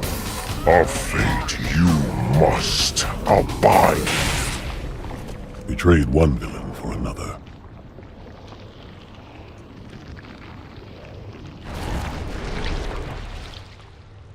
Let me explain what I just said. I did say just then that I didn't pick the weapon up last time. I did. It's just I forgot that I had it and was just using the brute cannon and immediately died. So it's a good idea to always, you know, make sure that your second weapon is that you know what it is and you can use it. Now, basically at this point, obviously Gravemind has decided to we have no use because we killed Truth. So obviously he has no use for us anymore, so he's going to try and kill us. And also, Johnson's left us. But my tip is basically ignore Arbiter because he's AI, he can't die. Obviously, if it's multiplayer, if you're doing co-op, don't, because obviously he's not AI then, and he will die. But basically, just run through it as fast as you can. Don't really pay attention to the flood unless they're through these doors, because that's when you can get stuck. And if there is like an invincibility thing that you can use somewhere, like if it's on this part of the level, I have no idea if it is. But if it is, actually no, if you got it from like the beginning, you know, when I killed all those brutes before, if you got it from like that same place, then that would be my tip. There's a Cortana bit here, which is annoying because I was thinking, no, the flood are gonna get me, but they just ignored me, I guess, because the game was like, well, he's stuck in a Cortana cutscene, so best not to attack. And that's basically it. That's really it for the end of the level. Although, don't do what I do and like try and activate this bridge because this lift, because it doesn't work, this elevator. No, you just run straight down that I was thinking, oh, do I have to kill all the Flood to activate it? Nope, because I forgot. Because it was always Weimer that jumped down there. Basically, just jump down here, and you'll be fine. I've been Rob from the Instant Gamers. Thank you very much for watching, and ta-ra.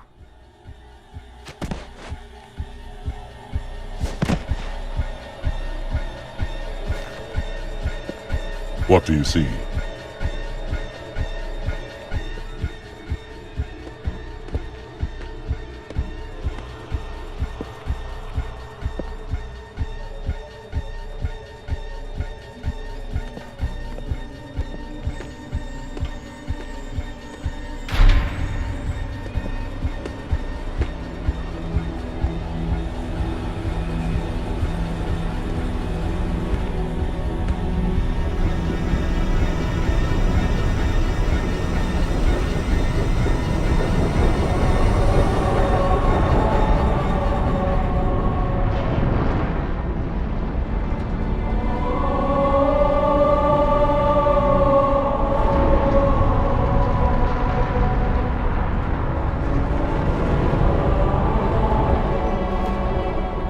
Replacement. The ring you destroyed.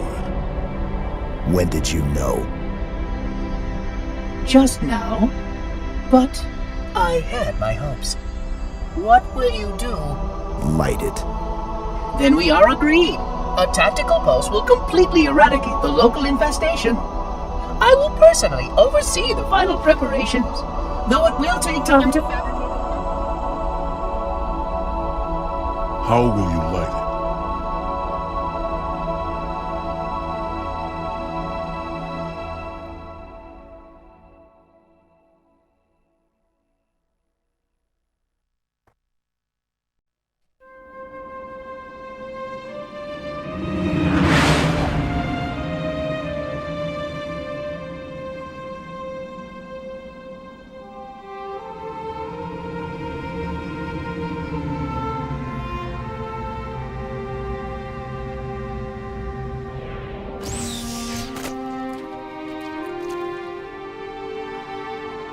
Chief, I'll round up our survivors, fall back to the dawn.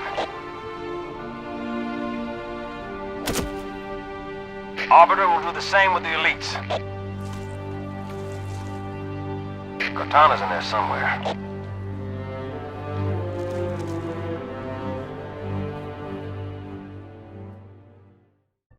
Hello everyone, my name is Rob, I'm from the Instant Gamers, and this is part 23 of Halo 3, and this is level Cortana. This part level is called Rampant, and we've landed on High Charity, which used to be the Covenant, like, leadership, a central city, I guess, although it was a spaceship.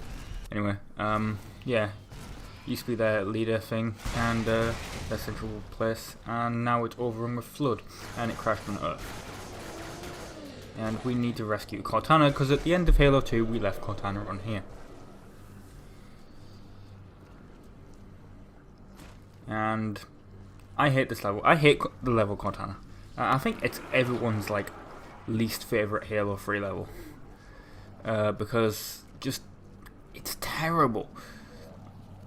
Like, I don't know how to describe it. It just is. It's just, there's so much Flood, and they all just spawn. And this is just on normal. Like, there's people that do this on, like, legendary solo, and they're just like, oh, I always dread Cortana if I'm ever trying to do that, because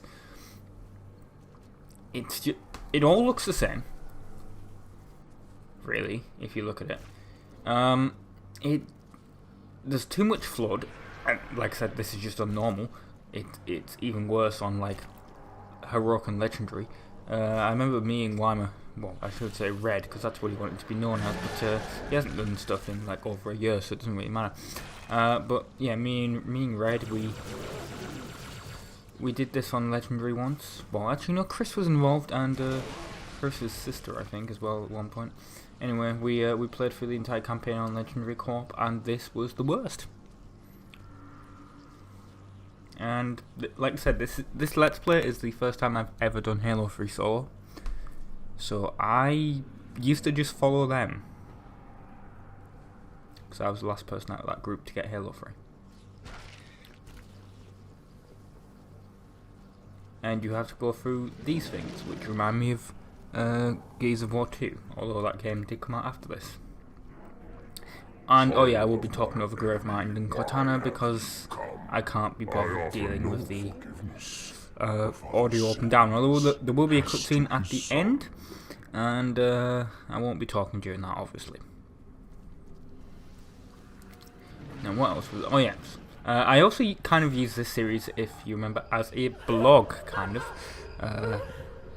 Well, a vlog, because I don't record the audio live, if that isn't completely obvious. And I always for some reason mention DVDs I picked up. I don't know why, but I am. That's been a staple of Halo 3 for some reason, and Halo 2 even. Because at some point I do want to do the DVD collection video, and I know I've seen people post things like, why don't you upgrade to Blu-ray? And I do get occasional Blu-rays. If the movie is brand new, I'll get it on Blu-ray. Like if it was just in the cinemas, and this is like the new release. But if it's not, if it's like an old movie, there's one exception, Chick Chick Bang Bang, which is I guess it's a British movie. I don't really know. It's more American, but it's set in Britain. I don't really know. I haven't seen it yet, but I've seen it. I'm just saying I haven't watched the Blu-ray of it yet. But I was trying to get a DVD version at my local second-hand movie store because they're just so cheap. Like literally, they sell DVDs for like 25p sometimes, and like they're good movies as well, like RoboCop. Which is essentially the UK release of RoboCop, at least the first MGM DVD, is essentially the Criterion Collection version, which is really nice. Even says Criterion Collection on the menu. If I remember correctly, that DVD is really hard to find in America. Not at all hard to find over here in Britain. So if you basically want that, I mean, it doesn't say Criterion Collection on the outer package, and it doesn't have the logos and stuff, but it does have it on the DVD menu. Anyway, yeah, that was like 25p, so they're good movies. But you can get so cheap. So the only reason I only get Blu-rays for new movies, because I got the 2016 version of the Jungle Book on Blu-ray. Or if the Blu-ray is uncut and the DVD is the censored version, because that often happens, like it happened with Grimsby, which was a British film anyway. But yeah, we still kind of have movie censorship over here. It's not really it's more like when, you know, in America when the movies get cut down from R rating to PG-13. That's essentially what we have. It's just because PG-13 and 12 don't match up. There's a year difference. Often, like the UK distributor, which is often the same company, like Universal, will just like cut. Like whenever it's a Universal movie, they always cut. I have no idea what and Paramount as well usually. And it's been Columbia a lot recently as well. Anyway, it doesn't really matter, but yeah, if the Blu-ray is uncut and the DVD is the cinema version, yeah, I'll get the Blu-ray. And what was the other one? And also if the aspect ratio is different, which if you don't know what the aspect ratio is, that's the image that you see on screen. So you notice now, it's if you were to watch this in full screen, it would take up the full image of your screen. But if you're watching the film, there's two really aspect ratios that they use for film. There's 185, which is basically this. It's got small black borders at the top and bottom, and then you have scope, which has got huge black borders. And there's some others, but they don't really matter because they're not used very often. Like you have the Ultra Panavision, which is what Hateful Eight was made in, basically. But that does not matter. We're not talking about aspect ratio. But if it's different between the DVD and the Blu-ray, sure, I'll get the Blu-ray. And the only reason I got Chick Chick Bang Bang was because I went into my local second-hand movie store, and they were like, "Oh, we have on their website, they're like, oh, we have Chitty Chitty Bang Bang, because they have a full stock list of what is in each movie, and it's apparently updated every minute, which by the till, by the register. Although I couldn't find it, I couldn't find the DVD version, and I was like, and their website was also like, oh yeah, we have the Blu-ray, and it was cheaper for some reason, and I looked there and I found it instantly, so you know, I got the Blu-ray. That's like literally the only old movie I get on Blu-ray, because the DVD versions, honestly, of old movies better because they're closer to the original version of the film a lot of the time, because for Blu-rays they don't look good in HD, so they have to restore them a lot of the time, and the restoration doesn't work. Like, just look at a lot of animated movies. They have to rotoscope stuff out, and what was it I watched like a Blu-ray of Sleeping Beauty on like a friend's TV, and it literally just looked like a flash animated cartoon. The way Disney have done that, it looks terrible. This is the worst part of this level. I know I know you guys don't really care about the DVDs, well, some of you care, because otherwise you wouldn't keep commenting and do your DVD collection video, and I will at some point. I just want to get all the obviously, but before Blu-rays were a thing, the DVD versions were the cut version of the movie. So I want to get all the DVDs that I have, all the American. I want to get the cut British DVDs replaced with American uncensored versions, if possible. So that's all I'm going to say. Anyway, I did get some today because I got 5, although 4 of them are Disney movies and 1 of them isn't, although it's still a kids movie, I guess you could call it. And the reason for that is, well, I don't know if you guys have this in America. Basically, in Britain, about twice a year, Disney will have this special offer, which is you get 2 of their movies for £7, or £10 for Blu-ray, and when regularly, 1 of their movies is like £12 or £13 depending on the store, and 15 for Blu-ray.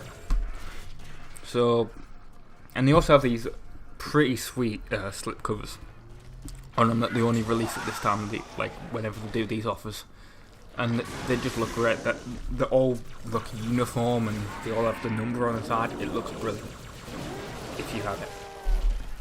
And of course, you can buy the slip covers separately on eBay. You used to be able to get them off Disney's website, but they stopped doing that, which is kind of annoying at the moment. I wish they'd bring that back, but yeah. Anyway, so I got 4 of their movies for £14, which is nice. I got what was it? I got Robin Hood, Pocahontas, Peter Pan, and Cinderella, the original animated one. Because I want to get all the animated Disney movies. I mean, why wouldn't you? Basically, if you're getting a DVD collection like I am, which apparently DVD Profiler says I have, what is it? I have it on my tablet, so which is right in front of me. I have 713 movies. So that's going to be a fun video when I eventually do the full DVD collection. Anyway, and I also got Night at the Museum Secret of the Tomb, because I loved the other 2 movies as a kid. So, may as well see the third one. Oh, this is also a terrible bit.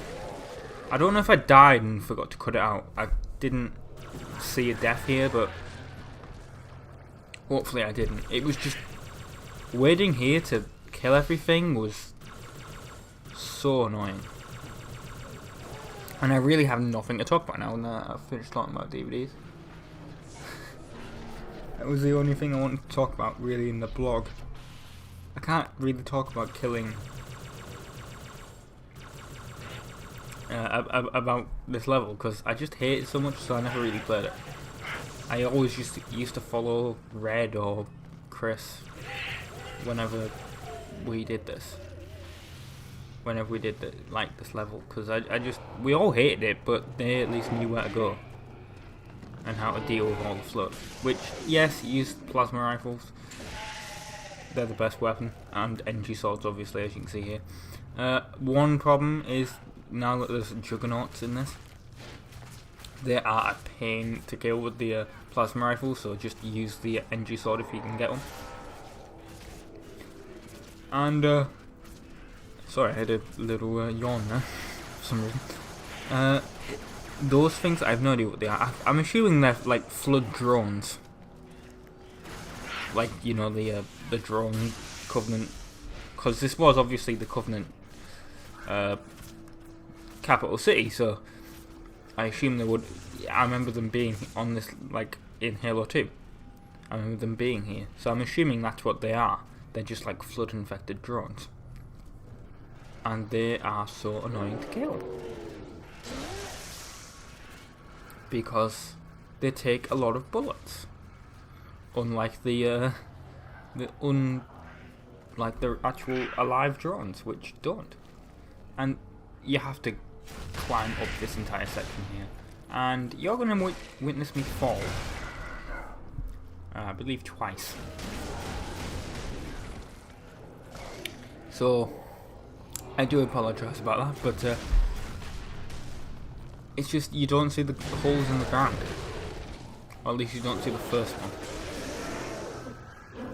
The second one I probably could have avoided, but I didn't. And also, get the cloaking here, because it will become very useful. Very useful later, I shall see. And not in like the next part, like in part 20. This is the first time when I fell. Yeah, in like 24. No, it actually comes in useful in this episode, in part 23.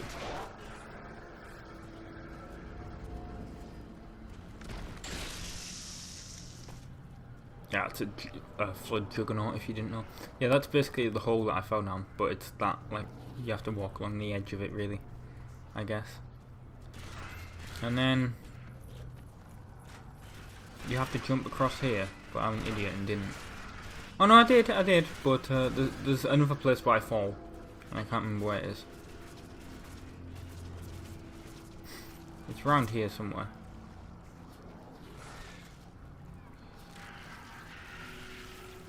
It wasn't really falling, was it? I just jumped down. I thought I fell, but apparently I didn't.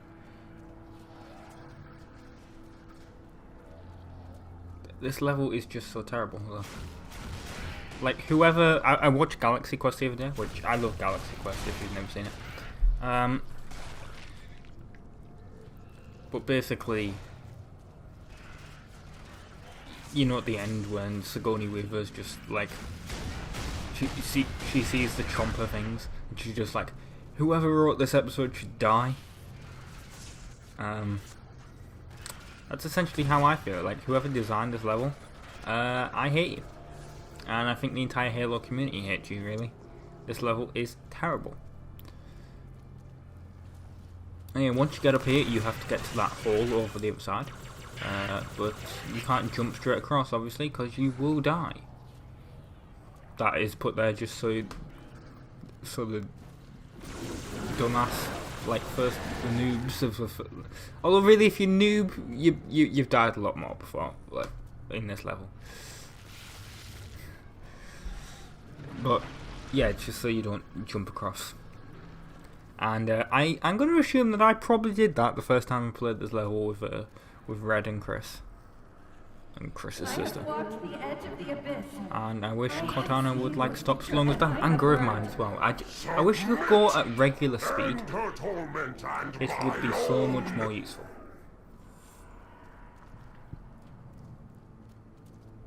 Also, I don't know like how I went through there and it changed. I don't understand how that happened. Like, maybe that was my mind playing tricks on me, like my eyes or something, but I don't understand how it changed what it looked like when I turned around. And then when I was going through the edit, I thought I died here at one point, and like, obviously I take out all the deaths, as you know. I thought I died here at one point, and I don't know what like makes it look like I did, but I didn't. Like, looking at it again, like, there's some... I think I'm changing a weapon and punching something at the same time, and it just... somehow it makes the camera look like Chief is dead or something. but it isn't. Anyway, there is a lot of flood over there, and we will have to deal with them. So this is where you go invisible, and you can just walk past them. Now you will have to deal with them after you get Cortana back, but that is an acceptable price to pay because they will all blow up essentially.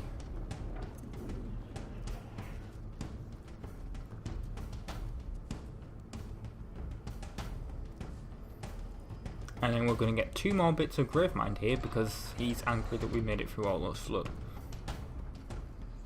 Yeah, here we go. Oh no, this is Cortana, but we do get Gravemind. Oh, here we go. Yeah, we've got more Gravemind, and then we're going to go through this door and get more Gravemind, and then that's really the end of the episode. It's so annoying. I just want this level. I mean, thankfully this level is only 2 parts. But I just want it to be over. And I wanted it to be over while I was playing. Like, watching it back, I wanted it to be over more.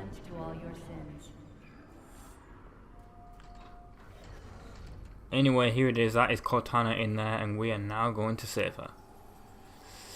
I've been Rob, from the Instant Gamers. Thank you very much for watching, and ta-ra!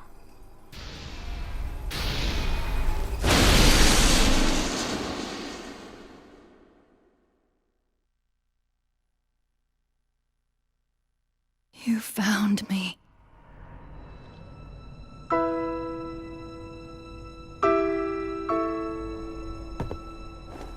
But so much of me is wrong. Out of place. You might be too late. You know me. When I make a promise. You keep it. I do know how to pick 'em. Lucky me. Do you still have it?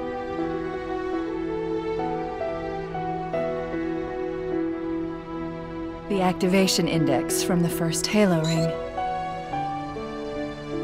A little souvenir I hung on to, just in case. Got an escape plan? Thought I'd try shooting my way out. Mix things up a little.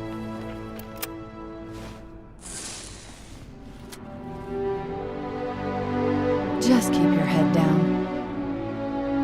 There's 2 of us in here now, remember?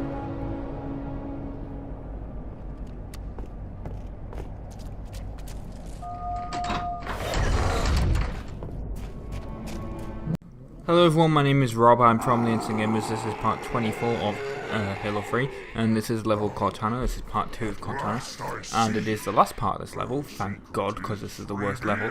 And this part level is actually called No Hell A Fury, which I think they misspelled it, like they mistyped it. I think it was supposed to be called No Hell or Fury, because I believe that's how that quote goes. But you never know, it could be, it may meant to be like that, I have no idea. And what you have to do in this part is you have to kill a bunch of flood, obviously, as you have been doing in the rest of the level. And then activate some kind of activate the reactor pins and blow them up. And we've still got flood juggernauts that we have to deal with, and I hate them so much. I'm surprised I didn't die here. Like, if you look at how much I'm being shot, I am honestly surprised I did not die.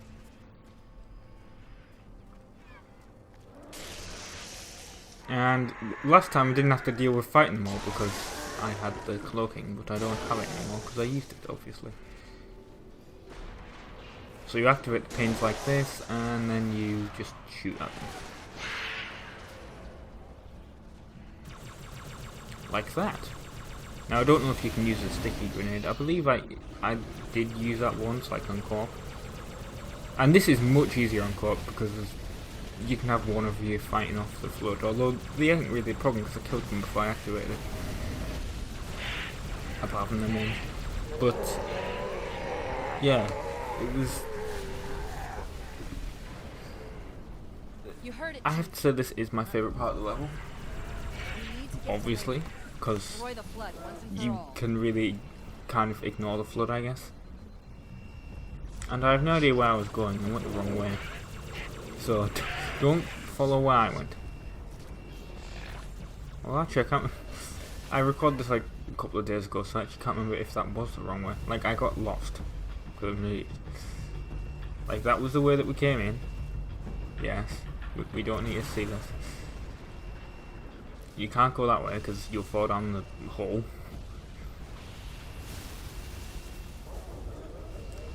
I guess you do have to go the way that it was.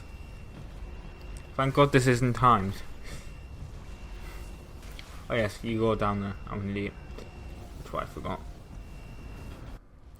And there's a lot of flood down here, and you will have to deal with killing them, because I did try and run through this just once and died.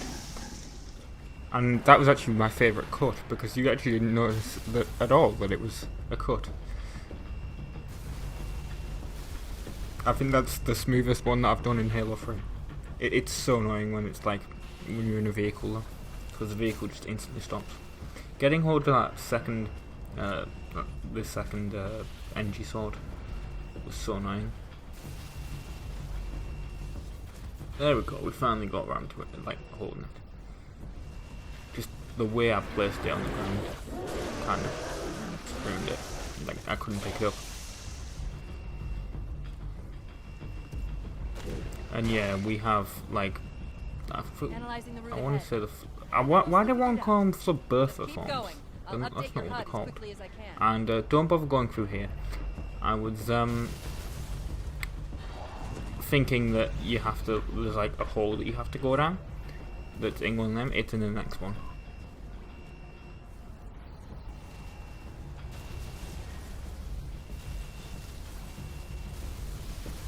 And really, at this point, you can kind of, if you just keep firing at them, they'll kind of be scared. Well, they're not scared because some of them will run at you, but basically, you don't really have to worry about dealing with the flood. You could run past them if you really wanted to. The only problem is when you get to flood juggernauts, like that. And I actually thought I was going to die there. And don't go right to the end, there's no need. Just go through that hole.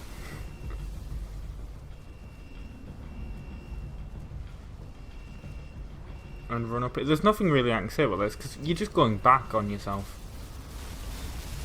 Apart from the fact that this is slightly different.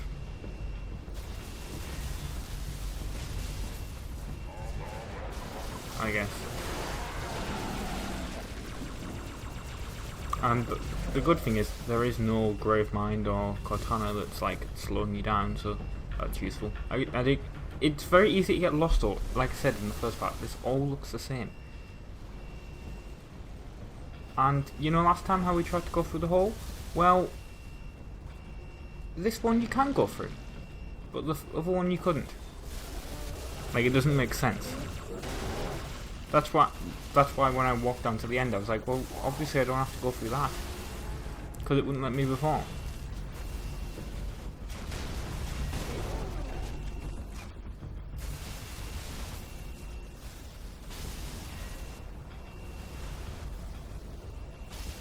And we're gonna meet Arbiter in a second, because he's come onto the ship to help. I've got a friendly contact. Who would be crazy enough to come in here? I mean, that's how we meet him for the last level. And of course, Cortana doesn't know that Arbiter's friendly at the moment. Because that happened obviously at the start of the game and she was lost on the ship. And you can't go down there, it's dead. No, it's not really a dead end, you can get down there. Wait, you two made nice? What else did you do while I was gone? And he actually has a flamethrower, which is interesting. He doesn't have that in the next level, but I wish he did. Anyway, we've got a cutscene coming up. Well, you can just kind of hurry it up by, you don't have to wait for him to kill everything, just run to the ship. I've been Rob, and hurrah!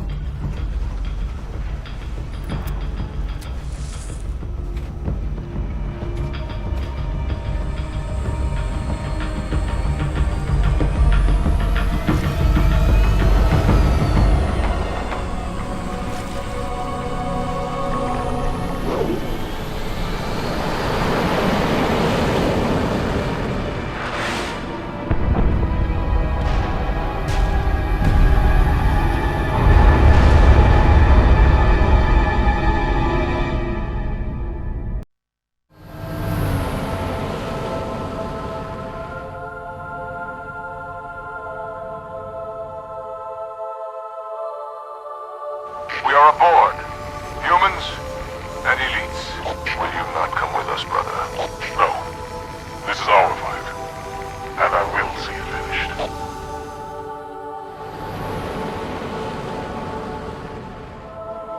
Johnson, do you have the frigate? Yes, ma'am. I'll land her as close to the control room as I can. Safe is better than close, Sergeant Major. Roger that. And ma'am, it's good to have you back.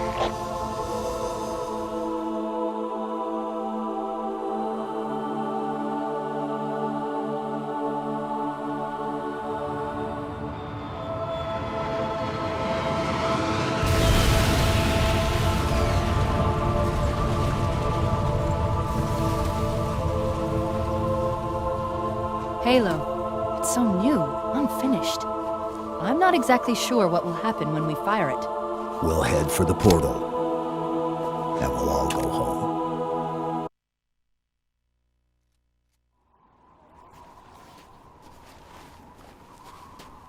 Hello everyone, my name is Rob, I'm from the Insane Gamers, and this is part 25 of Halo 3. This is the level Halo, which was also used as the name of the second level in the first game. And this part level is called Full Circle. And if you go down this little cavern here at the beginning, you will actually find the Mythic Skull, which I haven't been mentioning where the skulls are for the entire playthrough because they're not really that important, but that was the first skull I ever used. Because, like I said, first time I played the game, I played it co-op, and everyone else was getting the skulls before me, and that was the first one that I actually got, which is weird because it's the last one on the entire game. But yeah, and we're just waiting for Arbiter here. And I used to love this level so much that what was it, the Vidmaster Challenge Annual or something achievement, I never unlocked it, which was annoying. We never did finish the end, but me, Chris, Robert Weimer, and Chris's sister, we played this entire level. We played this level for an entire day on Legendary. Just trying to complete the Vidmaster Challenge. It was one of the very few things that you needed to do to get the recon helmet, which we never did. But once Bungie left the Halo franchise anyway, the helmet was unlocked for everyone, so it doesn't really matter. I guess if we had completed all the challenges, I actually would feel quite pissed off, actually, if you think about it, because you've done all the challenges and it took forever, and then you unlock recon. Yeah, it's insane. It's stupid. I actually remember those challenges started once Halo 3 ODST came out, if I'm remembering correctly. And I'm not going to do a Let's Play of Halo 3 ODST. At least not yet. I'll do it once I move on to the Master Chief Collection, because yes, I'm going to do remastered versions of all these. Yeah, I know, it's took me forever to go through the game normally, but I always want Halo to be part of this series, part of this channel. And speaking of this channel, I don't know really what to say, but I saw a video by Review Tech USA yesterday, and he was on about trademark takedowns, because it's apparently a new feature that YouTube has allowed. And I can tell you it's not a new feature. We've used it. We had a, I want to say a fan, but it probably wasn't, honestly. Like, people that do this, if they are fans, we don't want you, because, like, they copied our channel name, and they copied our banner, and they were just re-uploading all our videos. Now, you can re-upload our videos just fine, as long as you, like, you know, do something with them. Like, if you want to make a montage of, like, funny moments, I guess, or, like, deaths, for example. If you wanted to do a montage of my deaths in GTA 5, you know, do it. we won't stop you. But if you're just gonna re-upload our videos completely, same titles, thumbnails, tags, everything, no, like, we're gonna get your channel shut down. But they were doing it on the same day, which was kind of annoying. You ever wonder why our videos are always in HD immediately as soon as they go? It's because we schedule our videos, we upload them the day before.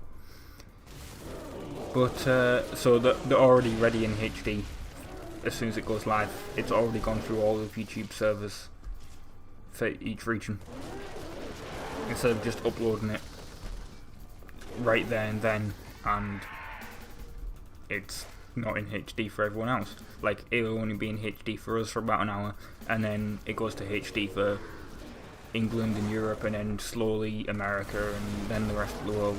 We'd rather it be in HD immediately as soon as it launches. It's also why the videos come out at the exact same time every single day, apart from Saturday, I guess.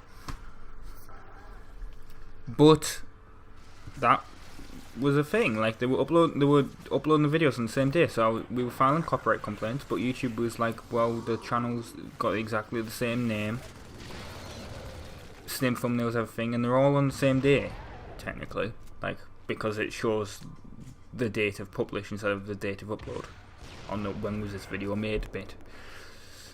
So YouTube was like, no, we're not taking the videos down. And then I noticed the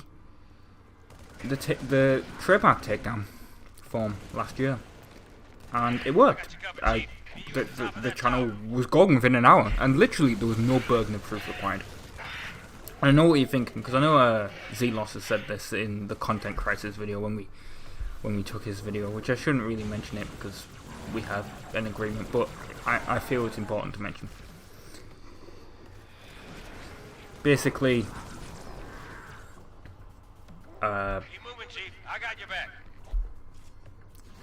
basically, you know, technically you shouldn't be able to trademark the term Insane Gamers. It's why whenever I do the intro, I'm always like, hi, I'm Rob from the Insane Gamers. You notice how I don't leave a pause in the word of Insane Gamers? Because there's loads of other channels with the name Insane Gamers, but there's only one Insane Gamers channel where there's no space, because that's trademark. It's not a word. It's two words mixed into one, which makes it its own word, which we were the only channel to do that. Everyone else has got like a space in their name. So that is a legitimate trademark. We technically, if we wanted to, we could go on YouTube and we could say to all these other small Insane Gamers channels, be like, no, we're going to do a trademark takedown on all of them because their channels are very similar. Especially considering we have a website and they're more like, if a channel is like looks to be copying a website, they will, like, it's gone. I've seen it happen with other channels before with similar names, and you do not want, like, I don't want that to happen. But technically it could mean that those small channels could go against us if YouTube isn't careful with like vetting these. And this, like I said, this has been a thing for a while, but they just haven't publicised it. It's only really been for large companies, I guess, and I'm not saying we're large by any means of the imagination, but it's a thing. Like, we discovered it once.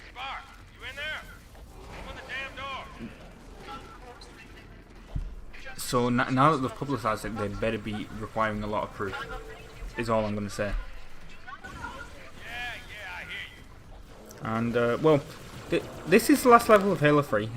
I've finished that conversation now, that train of thought. Yeah, this is the last level of Halo 3, and we'll, there'll be a second part with the epilogue on it as well at the end. And the end credits scene.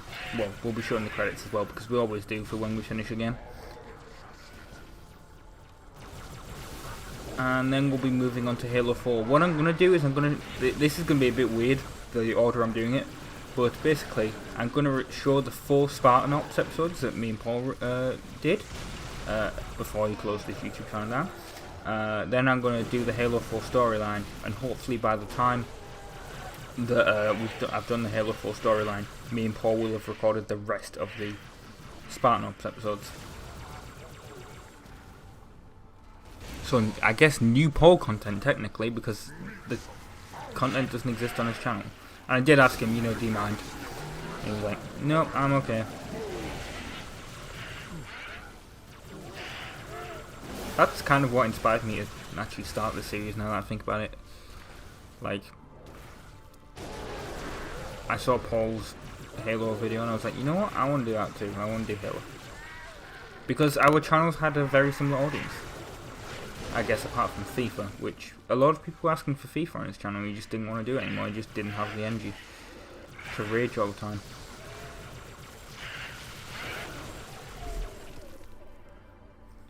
Now we're going to see Guilty Spark in a second.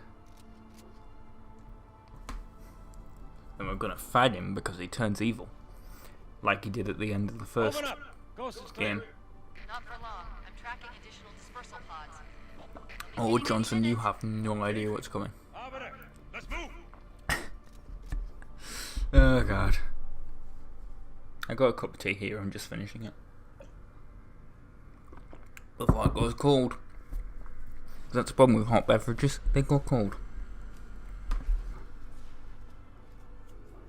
And of course, more Gravemind. Luckily, this is the last Gravemind scene. And who is who? It's trying to rebuild itself on this ring. Hurry! Control room's close. But look, we're going to... Well, I'll shut up for the cutscene, basically. But these doors do take a while to open, don't they? Right. Here we go.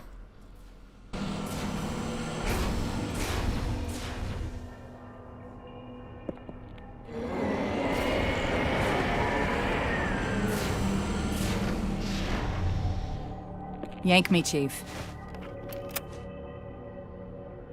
I'm not gonna lose her, too.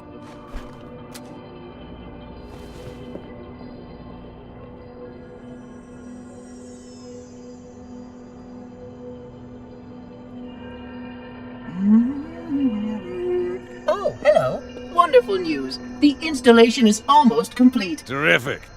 Yes, isn't it? I have begun my simulations. No promises, but initial results indicate this facility should be ready to fire in just a few more days. We don't have a few more days. But a premature firing will destroy the Ark.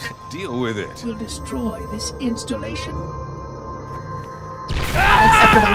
Unacceptable! Absolutely unacceptable! Protocol dictates action! I see now that helping you was wrong! You are the child of my makers, inheritor of all they left behind. You are Forerunner. But this ring is mine. Oh shit, it's going down. Yeah, basically that's the shoot. So he kind of runs off. Well, actually no, he doesn't run off. Johnson, who isn't dead, will blast him. And then he'll run off, and then you have to get the Spartan laser from Johnson, and then you have to shoot him 3 times and he'll explode. But there you go. Annoyingly, I was like, I forgot how to do this bit and completely ignored Johnson and was about to activate the ring. Like, I'm like, bye.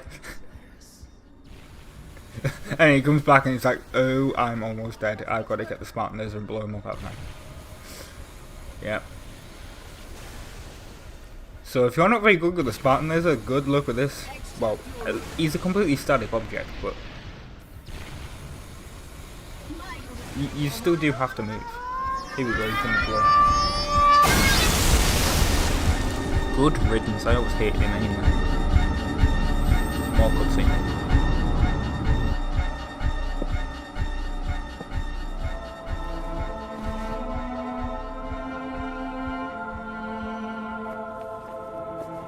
I'm getting you out of here. No, you're not. No, don't let her go. Don't ever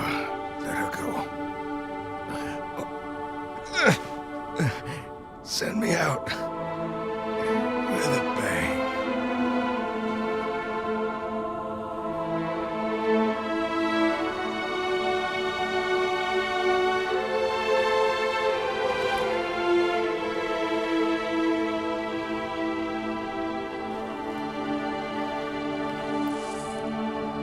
Chief, I'm so sorry.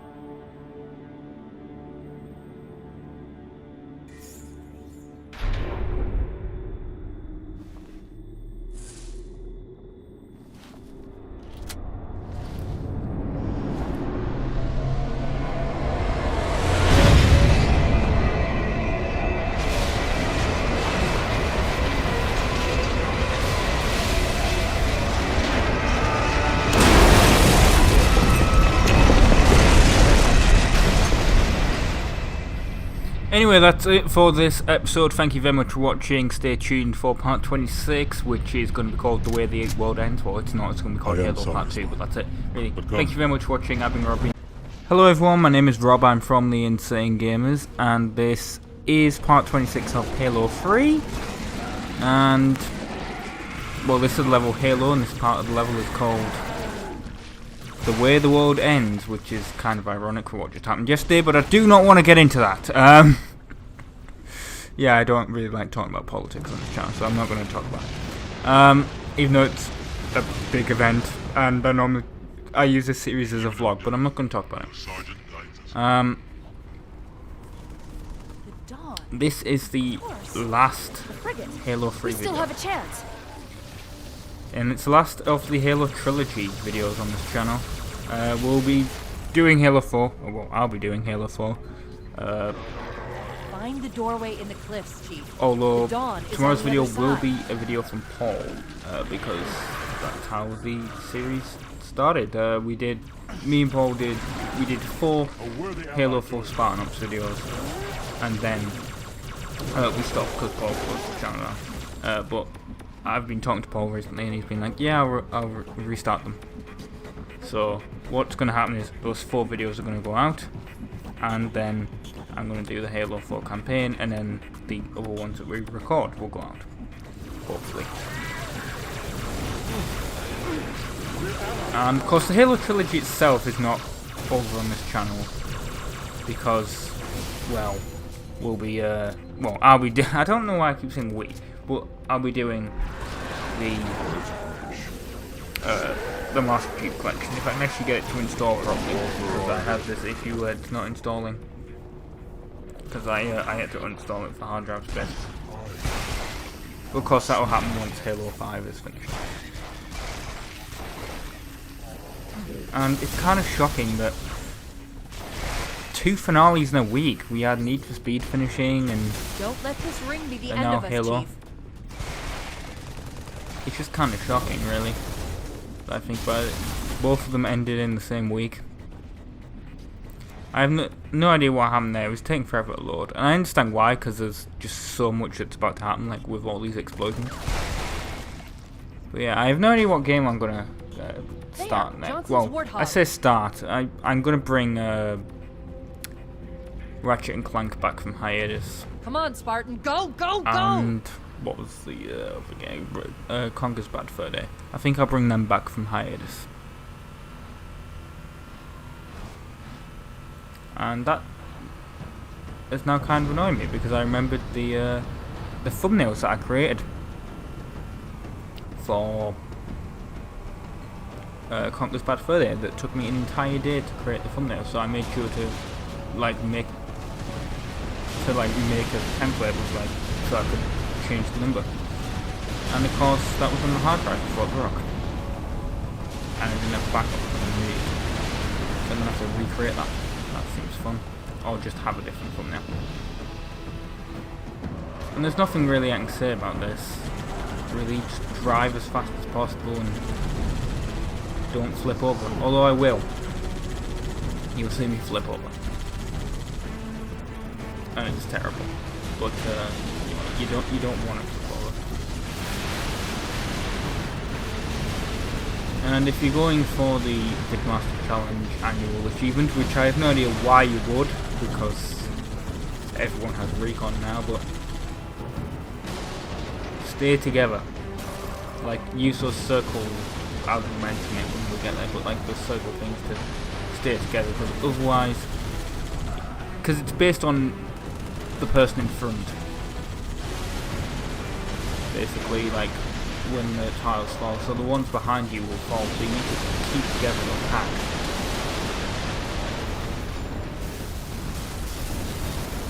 That's all I'm really gonna say. Like, but the thing about it is, it's timed, but not when you're on these circle things, like these curved bits that you can see in front here. You can just wait on here for as long as possible. These things here, you can wait on them for forever, really. They won't fall. So you can use this to like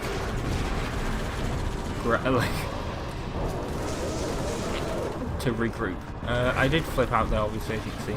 And the Arbiter is just programmed to immediately spawn in, because you're in a rush, it's been timed. But this is my favourite level of all of Halo. And it's just for this bit. But if you think about it, it's just a remake of the Maw. The level of the Maw from the original game. Charging sequence at 30%.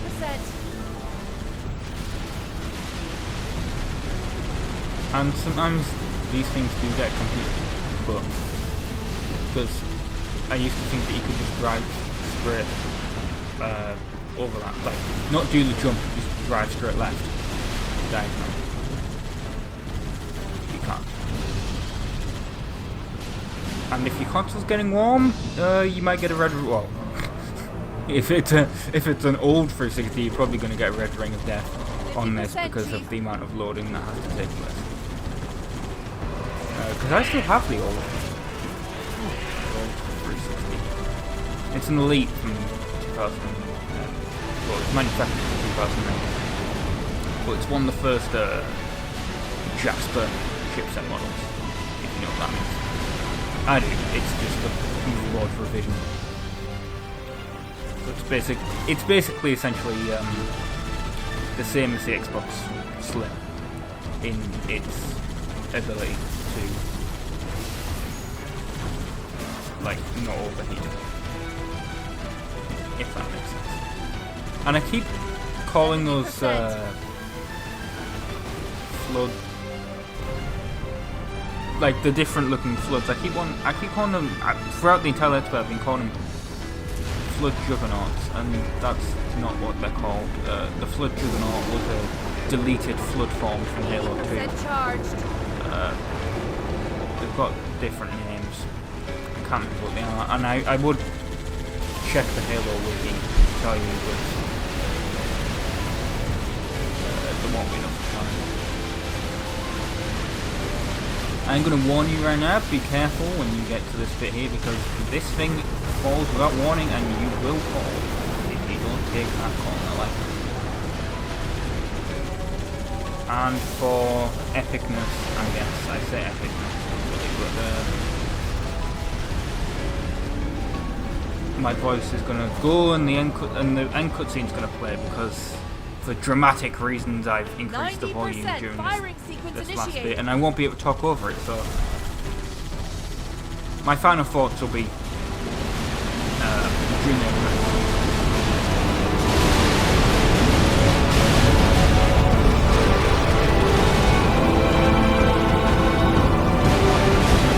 Got it, Chief! Jump!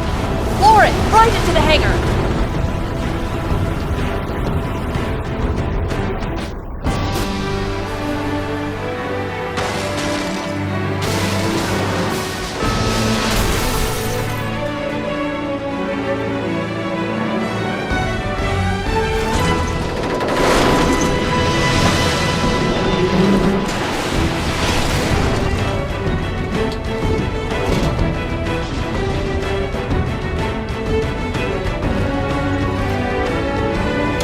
Hang on!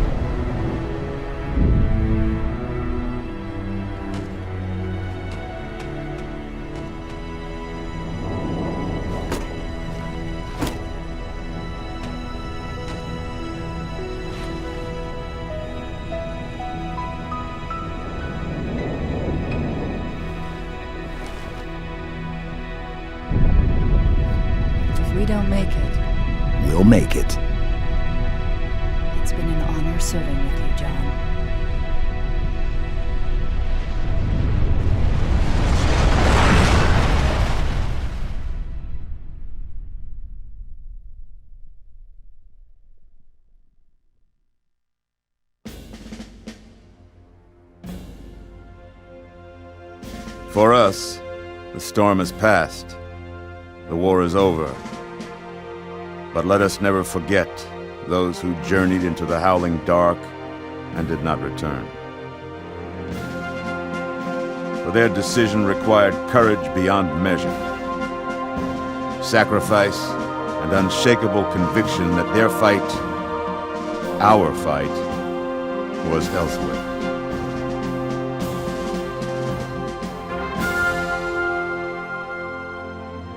As we start to rebuild, this hillside will remain barren, a memorial to heroes fallen. They ennobled all of us, and they shall not be forgotten.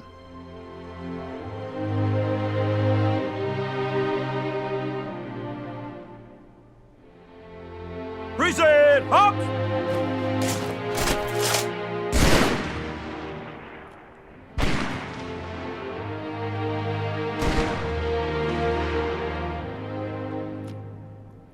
I remember how this war started, what your kind did to mine. I can't forgive you. But you have my thanks for standing by him to the end. Hard to believe he's dead. Were it so easy.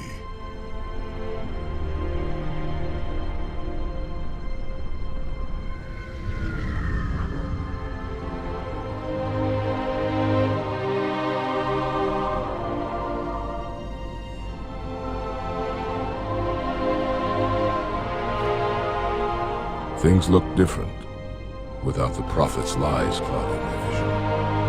I would like to see our own world, to know that it is safe. Fear not, for we have made it safe.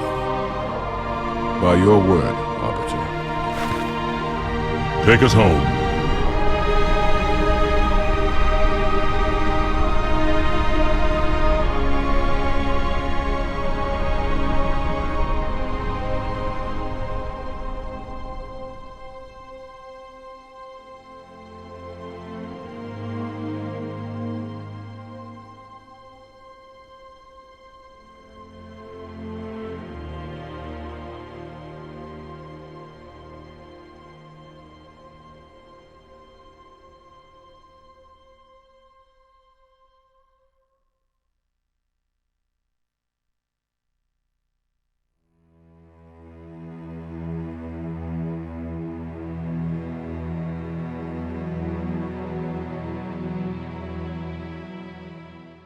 That's it. Halo 3 is over, and in general so is the Halo trilogy. Like all Halo games, Halo 3 has an end credit scene. Feel free to skip these names. I wouldn't, because without these people the game wouldn't exist, and therefore the Let's Play wouldn't exist. But if you just want to see the end credit scene, skip to the end. Now, my opinion on Halo 3. Halo 3 is my favourite out of all the Halo games. It was the first one that I ever played, and I'll always have a soft spot for its multiplayer with game modes such as Fat Kid and Trash Compactor. I remember that. Save One Bullet.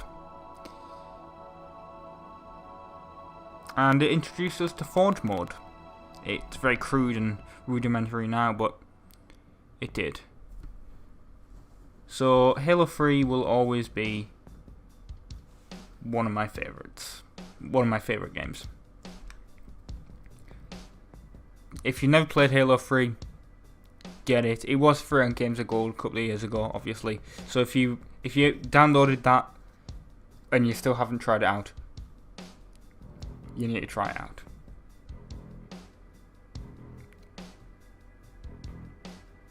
That's it, really.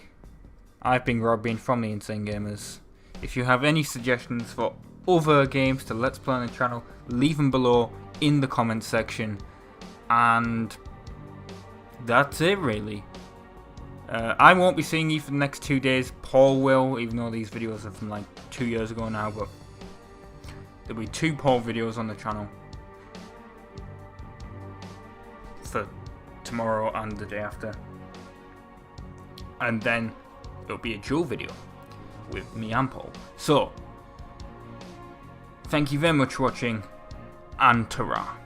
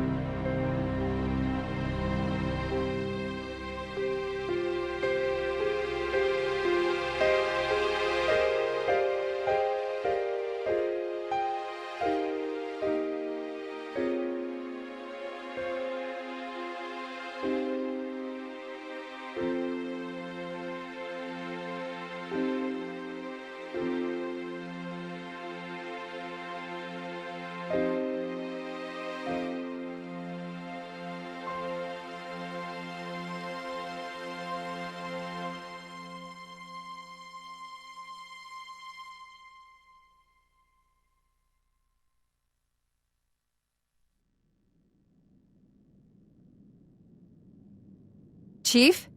Can you hear me? I thought I'd lost you too.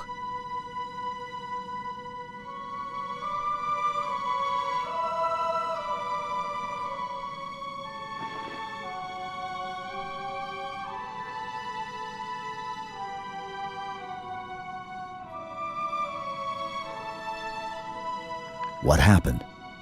I'm not sure. When Halo fired, it shook itself to pieces. Did a number on the Ark. The portal couldn't sustain itself. We made it through just as it collapsed. Oh, some of us made it.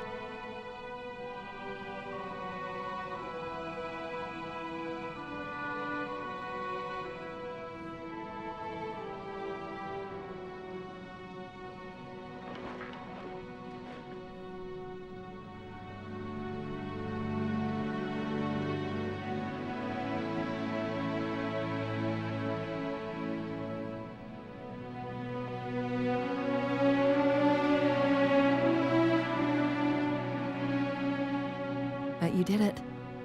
Truth and the Covenant, the Flood, it's finished. It's finished.